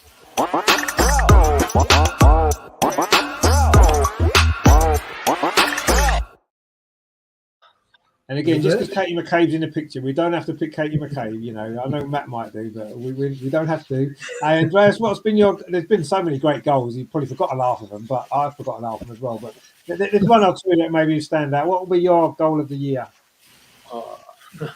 It's a tough one again.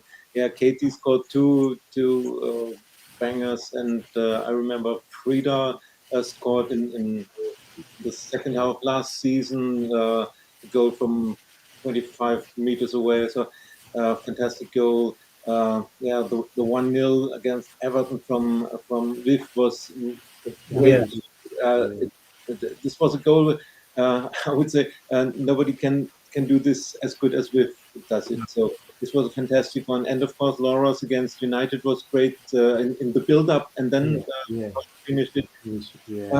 Difficult to say, but probably it was one of Katie's goals in last season. Yeah, I mean, he did get some great goals. There's no doubt about that. I mean, we know Matt's probably going to pick Kate McCabe, or maybe not. Maybe there's another one up your sleeve. I don't know. You know, it was kind of difficult because Arsenal have actually got a player at the goal of the season contest going up, and I kind of had to have a look at those to sort of see what kind of goals they went for, and I kind of picked out five that kind of stuck with me. But funny enough, one of them I kind of put down for one of the other ones, so I won't write that. I'll just write that one off. Laura's goal against Manchester United, she really deserved that, and the fact that it was coming, it was just a matter of time. Jordan's goal against Europe, the fact that she just hit it the first time, that was fantastic. That was a good goal. Yeah, I forgot that one. Katie's goal against Liverpool, fantastic set piece again from Steph Catley. Liverpool failed to clear it and just comes to Katie on the edge of the box, and she just goes and hits it. And it was a fantastic one. And then the other one I've got is Leah's goal against Liverpool. Funny enough, what a surprise! You put Leah onto it. There you go. Not only because it's her only goal she scored in about 5 years, and that's how squeeze it is. This is the thing, though. Her first goal was against West Ham in the Conti Cup, wasn't it? And it was literally a touch and volley. It was actually a volley, even. Whereas this one, she touched it, she controlled it, and then she volleyed it. It was a good goal, actually. It was a good goal. It was just unstoppable. But if I had to pick one, it's got. Oddly enough, it is going to be the Kate McCabe rocket, because nothing beats a nice smash it into the top corner. There's nothing you can do about it for me. Yeah, that was an amazing strike, actually. Terry says, I bet MM77 picked you've got to squeeze her into his list, of course. But in the end, he's gone Katie McCabe, which isn't a surprise, is it? Terry says, I bet Amar picks Rafa. Well, Rafa, he's got a couple of goals. Yeah, she got a couple of goals. I mean, Amar, then, what would be your goal of the year? There's been so many, 92 to choose from, so you've got plenty of choice. Yeah, this may surprise a few. But I'm going to actually pick one that was which is not being spoken about a lot. And you think about the quality and the timing of the strike as well. I'm going to go for Caitlin Ford's second goal against Lyon. When you think Wendy Renard just gave it away to her, that finish, that was a just good took goal. it down, but had barely a corner of the goal to aim and just curled it so beautifully into that left-hand corner of the goal, giving one of the best goalkeepers in the world, Christian Endler, absolutely no chance. So for me, that would be my goal of the year. That was actually a very, very good finish. Very similar to the goal she scored against Tottenham, wasn't it? The one in the last season. Very similar finish. Yeah. That was a great goal, actually. I mean, I know it's not goal of the year, but a goal that I really enjoyed was the goal that Stina scored against Aston Villa at home, when she looked like she was going to cross it and she just sneaked it in at the near post through the goalkeeper. That was a great little finish. I quite enjoyed that one. But yeah, I think it's hard to look beyond that Katie McCabe goal against Liverpool. I mean, what a volley that was. Smashing into the top corner, just fantastic. But I thought Frida Marlin's free kick the other night actually was a decent goal as well. It might be a little bit too late to get in many people's list for goal of the year. Stina with her left foot. Stina with her left foot in the same game. Yeah, Stina with her left foot was good as well. Yeah, that was a great goal. But it's hard to look past Katie McCabe's goal against Liverpool, really, isn't it? Just a brilliant finish. That's probably going to win the one on the Arsenal website as well. I did see that today, actually, Matt. Yeah. That video, some great goals in there. If you haven't watched that, go on arsenal.com and look at the Arsenal Women Goal of the Year, because that's a brilliant little video with some fantastic goals. But yeah, I think Katie McCabe probably deserves that, so we'll give that to her, because it was a great goal. Right, okay, we've got let's have a look. We've got two left, and they're two biggies. Let's go for this next. It's going to be again. This will probably be a unanimous. Well, will it? Maybe there's been a few to choose from.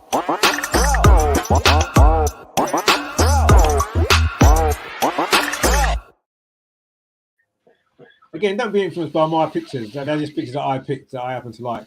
Obviously, that showed it was a moment of the year, and that was obviously Leah Williamson picking up the Euro trophy for England, which was a fantastic moment, of course, as we mentioned earlier. But Andreas, what's been your moment, the Arsenal women's moment of the year for you?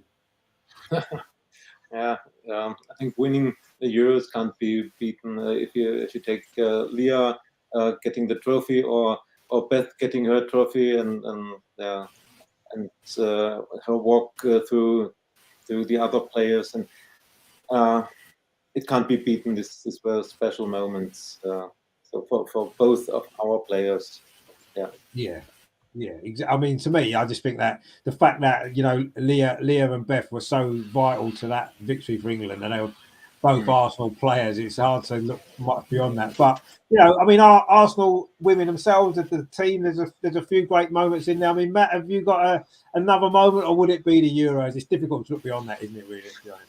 Yeah, but I was actually thinking of a moment that just summed up how well Beth was, and it was actually against Norway, where she went on that solo run. She was just dancing past everyone, and then she just flicks it to the front post, and that was a fantastic moment. I've also got Lotte's goal against Wolfsburg. Again, it was a fantastic piece of work.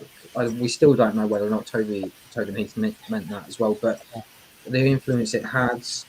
Tobin's goal against Man City. I know it was a very controversial game in the end, but the fact that Tobin basically just came onto the pitch and she just went, right, okay, I'm no one's shooting. I'll take a touch and I'm going to bury this bottom corner and rescue a point. Otherwise, we should have got the 3 points that day. But it was a great moment, and I've also got Steph Catley on her free kicks. When a lot of her free kicks, they've gone I think at the game against Ajax she scored. But if I had to nail one down, I think I'll go with Beth Mead in the solo run. But there's been some fantastic moments. I think just because of the Lioness thing, I think I'm going to go with Beth Mead's goal against Norway. Yeah, I mean, pretty much most things that happened in the Euros where Arsenal players were involved quite heavily, weren't they? Let's be honest. So, it's difficult to pick much else really. But yeah, I mean, there's some good moments there. You mentioned some great stuff there as well, which was good. I mean, Amar, what would be your moment of the year? Would it be the Euros or something else, maybe? Yeah, everyone looked to see it being the Euros, but yeah, I think just the way the atmosphere, all the games, and the way the fans got behind their team throughout the tournament, it just got stronger and stronger throughout the tournament. They fed off of that, and they ultimately captain those magnificent day at Wembley. We shall never forget the celebrations, and yeah, that's probably the best moment for me, along with probably the way we dismantled Leon, and also best winning sports personality of the year as well. As well as the BBC Women's Footballer of the Year award. So many to pick and choose from, but those for me are the standout moments. Yeah, I mean, it's hard to argue with any of that. I mean, I actually had Beth Mead winning sports personality as one of the moments as well that I wrote down, just because it's a fantastic. I mean, the first women's footballer ever to win that award as well, and just I think a watershed moment for women's football possibly as well. So that was a big moment. But yeah, I mean, for me, it's difficult to look much beyond Leah lifting that trophy at Wembley. Just incredible moment for Arsenal as well. But I suppose I say probably one of the things that will always stick in my mind will be the crowd at Bramall Lane singing Mido at the end of that semi-final, because that was to know that what an impact she'd made on everybody. That was I'll never forget that actually. So that might be just slightly a bigger moment just to witness that. But yeah, obviously Leah lifting that trophy. I mean, wow, incredible. What more can you say? Arsenal, an England captain who plays for Arsenal. And finally, of course, the big award again. This may well be a unanimous decision, but who knows? There's a good few possibilities.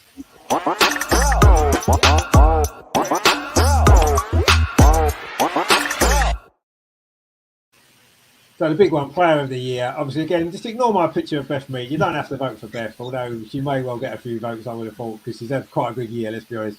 Andreas, would it be Beth or someone else maybe for you? I think you can make it short. Just one word is enough. Mido. Yeah, I think so. Yeah, I think If we've you got. take the whole year 2022, it can only be Beth Mead. She had such a fantastic year, fantastic Brilliant. second part of the season. The Euros, best player of the Euro, best player in the world at that moment, and she started the new season well with scoring goals and her personality. Uh, just fantastic. How she acts after the matches. She interacts with the fans and the book she wrote. It's so full of emotions, of personality, and we have a lot of great players, and we could name so many players, but I'd stick with Beth, and she's the player, the Arsenal person of the year for me, absolutely.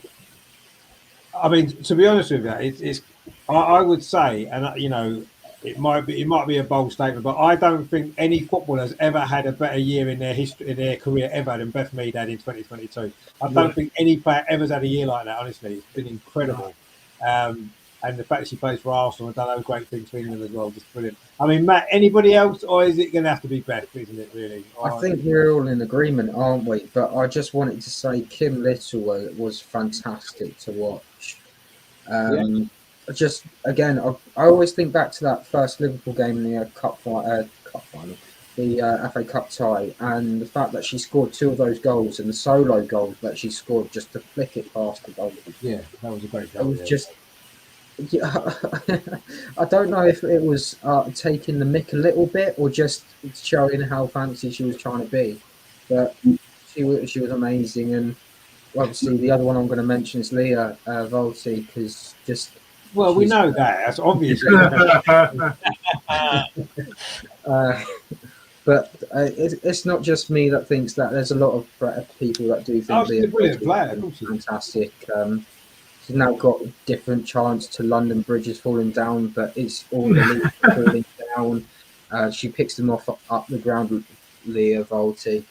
But it just shows you, to be honest, I could have even said Leah Williamson or Rafaela de Souza because they've all, even Manu Ginsberger, she's kept us in games. I know last season I was strongly suggesting that Manu Ginsberger was player of this season because of how well she performed in the games and how important. But the fact is, I think we could have picked 4 or 5. Beth would have always been top because this team is just fantastic, and they don't just rely on one player. We all rely on everyone to do their part, and you don't see that at any other real club in the WSL. It's some people relying on 1 or 2 players, or you cut them 2 players out and they don't really have anything else to go by. So with us having such a different squad where everyone relies on whoever's in that starting 11 or whoever's on that bench, they're all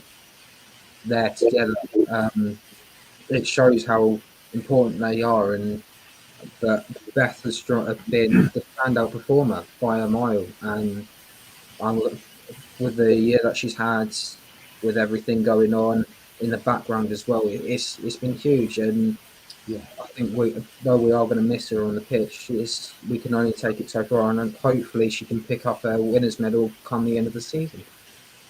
Yeah, I mean, she definitely deserves to get something this season, no doubt. But yeah, I mean, like you said as well, obviously her own personal circumstances off the pitch as well, what she's dealing with outside of football, and to produce the performances that she did on a consistent basis was just remarkable, really. It's just such a shame the year ended for her in the way that it did, because she didn't deserve it to end like that, did she? Really, the year that she'd had, she deserved to finish the year scoring goals and playing well. And unfortunately, she's not going to be playing for a while. I mean, Emma, your player of the year, is there any doubt, or is there anyone else?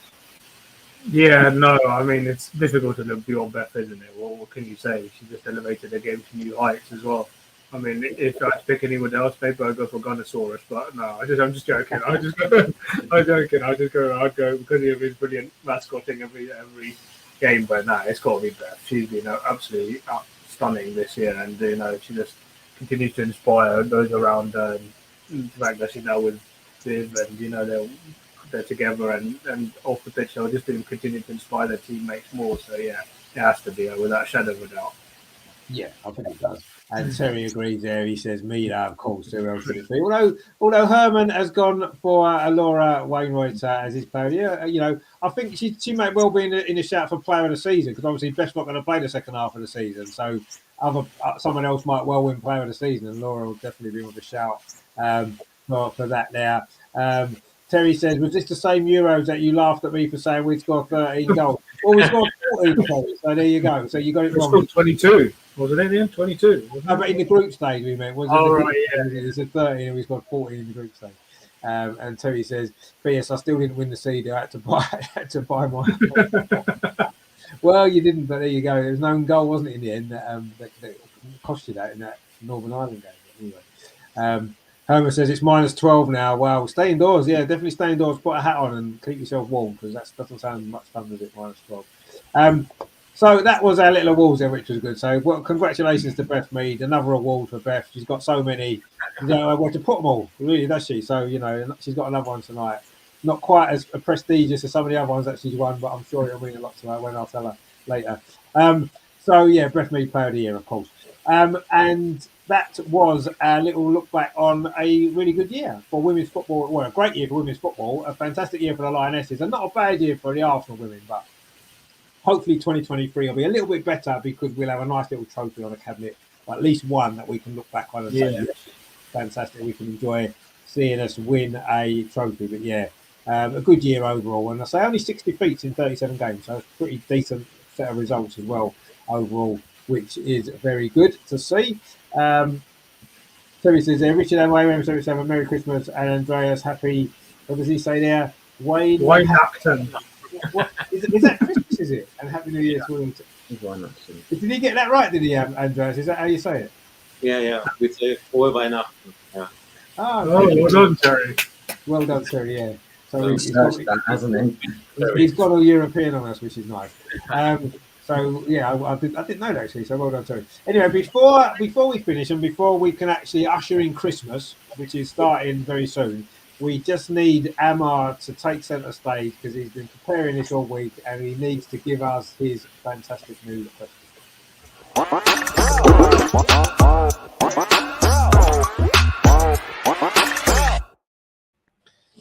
So I've got my pen ready. I've got my pad ready. We normally need a pen and paper to do these. So my final question of 2022 is: which Arsenal player would score you the most points in the UK version of Scrabble?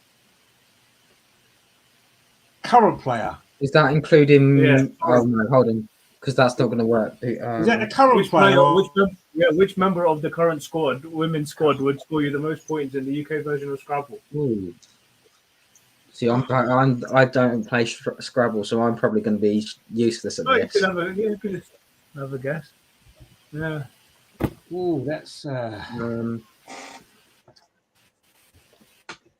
God, there's 2 or 3 that are sticking out to me straight away. Firstly, who would score the? That would probably score highly. There's 3 I think that would score pretty well, but which one is going to be top? Oh, I think I might have. Only the last name. Yes, surname. Only the last name. Yes. Um, Yes, only the last name. Yeah. See, that's going to score highly. That's going to score highly. I don't know what the individual scores are. Right. I'm going to go for it. I'll go for Blackstenius.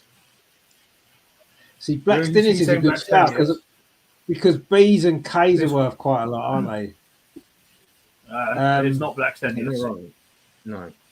The 2 that I've got, and I can't decide between them at the moment because I don't know what each letter's worth. Is Zinsberger and Wainwrighter? Yeah, I think it's one of those 2. I would go for Manu Zinsberger because it's a long name and the Z gives points. Yeah, you're there's a few vowels in there as well, isn't there? There's a few E's in there. Where are you going with Richard? Well, Andreas has gone for Manu Zinsberg, so I'm going to go for Laura Wainwrighter because she's got a W and kinds of stuff going on in there. I'll we- throw we- one yeah, more so out there. I'll throw out Leah Williamson. Williamson's not a bad shout either, but with 22 points, it's actually Manu Zinsberg. It is Zinsberg. Oh, okay, cool. 22. Close second with 21 is Wubbenboy. Y, of course, yes, with a Y and a W. Yeah, good Black shout. Stennis is third. Black Stennis is third. Is she third? Yeah, Well, yeah, 20. she's got some good scoring letters in there, hasn't she? To be fair. And conversely, with only 6 points, Kim Little is the fewest. So there you go. Was she? Yeah. Well, she's little, you see. That's why her name's Little, so she's got little points. There you go. So it makes sense. Yeah. You've got Leah Poldy, who's got 5 letters. Oh no, because the W is worth more, isn't it? It's like 3 points or something. Yeah, ridiculous. Zinsberg, Z and X are worth 10, and Q and 10, and J are worth 8. Yeah, that's the way it goes. See, that's a very appropriate question because it's quite an appropriate question because obviously with Christmas coming up, people play a lot of games and stuff like that. I'm sure people will be playing Scrabble over Christmas. So if you do play Scrabble, you can write the Arsenal players. Zinsberg is the one to try and go for if you've got the letters because that will get you a lot of points. 2 points. Terry says get in there to Zins, exactly. Yeah, she maybe could have won other awards tonight, but it's that she won the most score in Scrabble. So there you go, which is a good award to win. It's a good thing to win. But yeah, that was a good question. So I enjoyed that. That was pretty good. And it was Manu Zinsberger with the most points. So there you go. So, would you be allowed to put that in Scrabble though? Because it's a name, isn't it? It wouldn't really count, would it? Yeah, but if you were doing a funny, friendly version, yeah, it's tough. Yeah, I don't know. Don't forget triple letter scores. You get 50 points for using all the letters. Yeah. Oh yeah, of course. Yeah, if you go through the centre, so if you put Zinsberger through the centre, she'd probably get 100 points, wouldn't she? You put a Z in the middle and stuff like that. Exactly. Yeah. I've not played Scrabble for a while actually. I've got Scrabble in the cupboard. I might have to get that out over Christmas and play a bit of Scrabble because I do quite like Scrabble. I've got those. Well, that was good. I enjoyed that. That was a good question, actually. Yeah.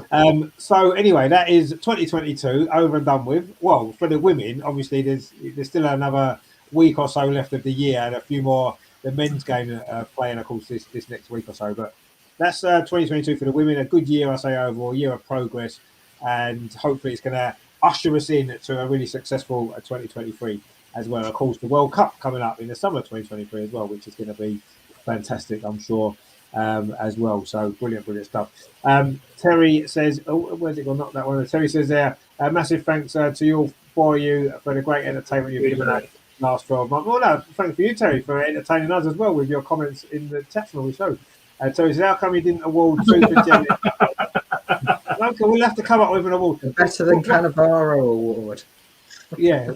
What can we we've got to come up with the best interview when she made the signing interview with Beth Mead.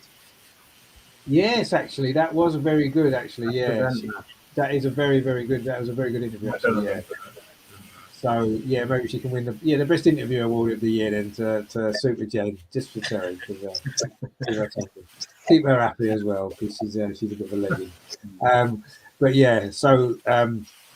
Yeah, so that's 2022. And I say a good year. We've enjoyed it. We've enjoyed a lot of the moments. We've enjoyed the games. We've enjoyed the show. That's the main thing, isn't it? At the end of the day, I know we've had to shift and shuffle around a little bit. Certainly this season from our Friday night slot, but we're going to be back regular now in the new year, and hopefully we look forward to that. Obviously, we won't be doing a show now until probably the week before the Chelsea game, which will be January the 13th, isn't it? I think the Friday. Yeah. Friday the 13th. That's not very good.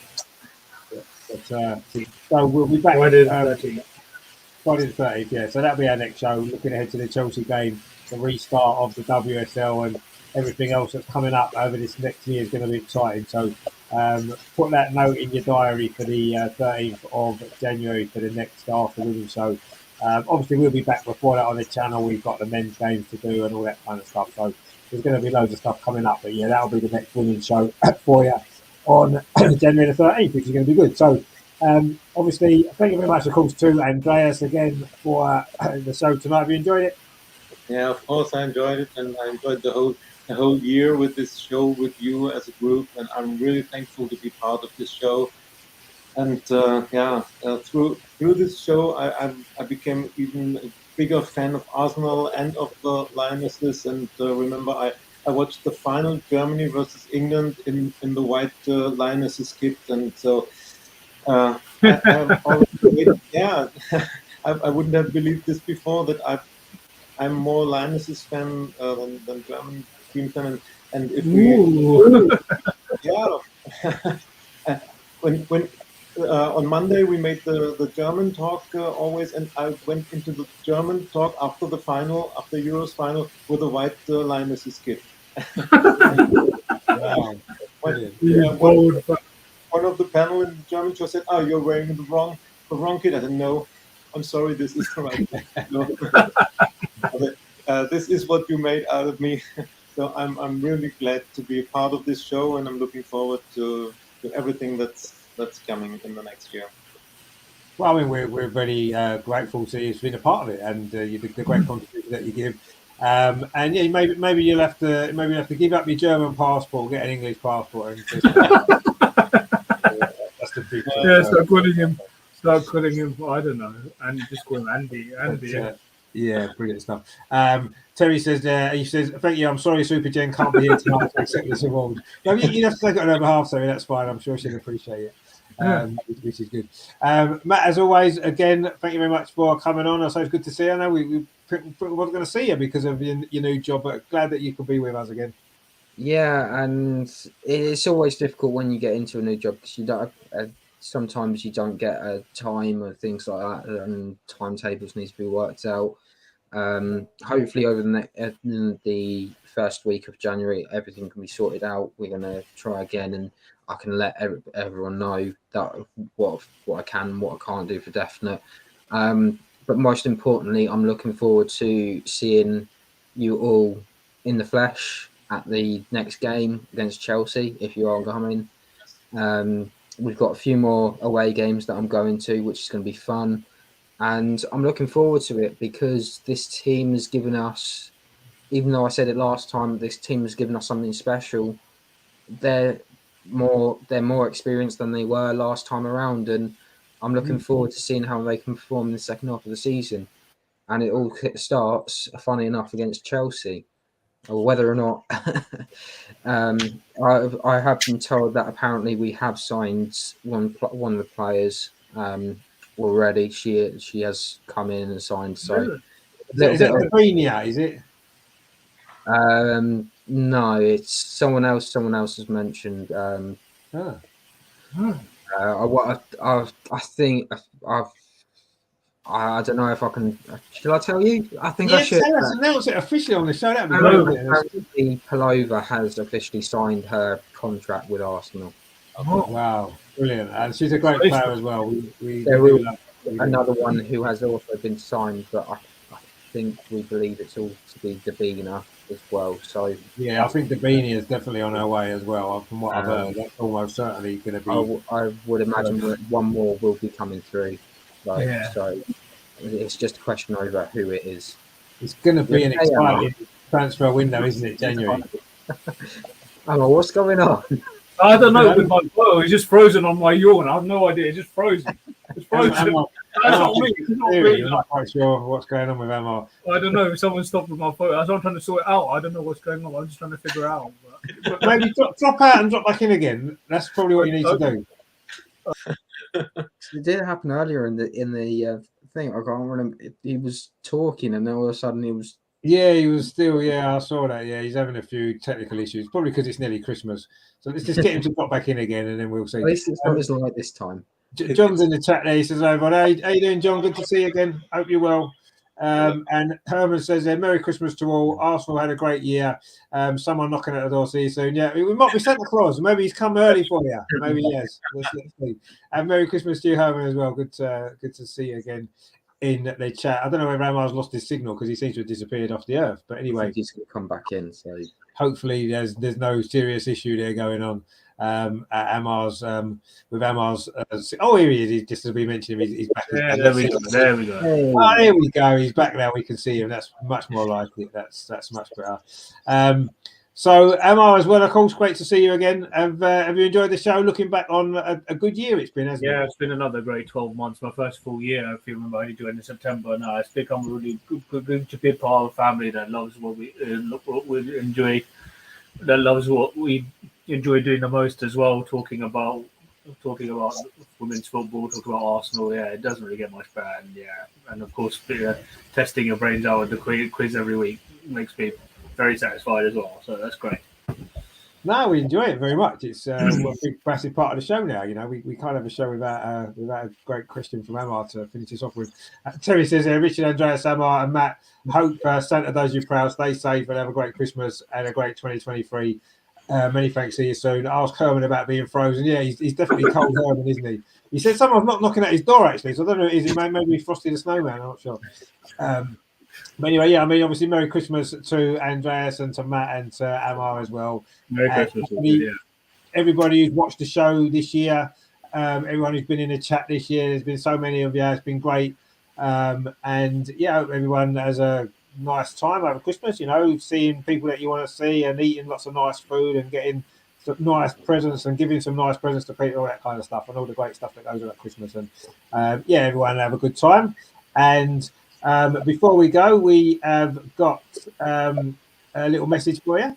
Thank you for all the supporters all over the world. We just want to wish you a Merry Christmas to all of you. There you go, yeah. Merry Christmas to all of you there. Stina says it, so there you go. It's official.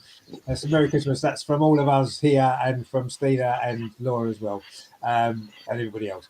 So yeah, thank you very much everyone for watching. We'll probably be back on Boxing Day, obviously, for the Arsenal-West Ham game. We'll be back with a women's show, say Friday, the 13th of January. Looking forward to Chelsea. A little game against Chelsea. That's going to be fun, isn't it? We look forward to that. So thank you very much again to Andreas, to Matt, and to Amar. Thank you to everyone in the chat for watching as well. Merry Christmas to everybody and enjoy yourselves. And don't get too drunk. Don't eat too much. And come back next week all fresh and ready to go. Have a good one, everyone. Thanks for watching. We will see you very soon. Come on, you Gunners. Bye, guys. All the best. Cheers.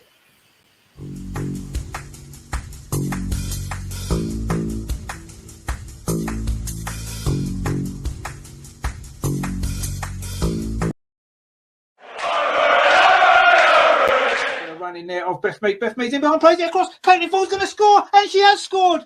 This fast start has been rewarded for us.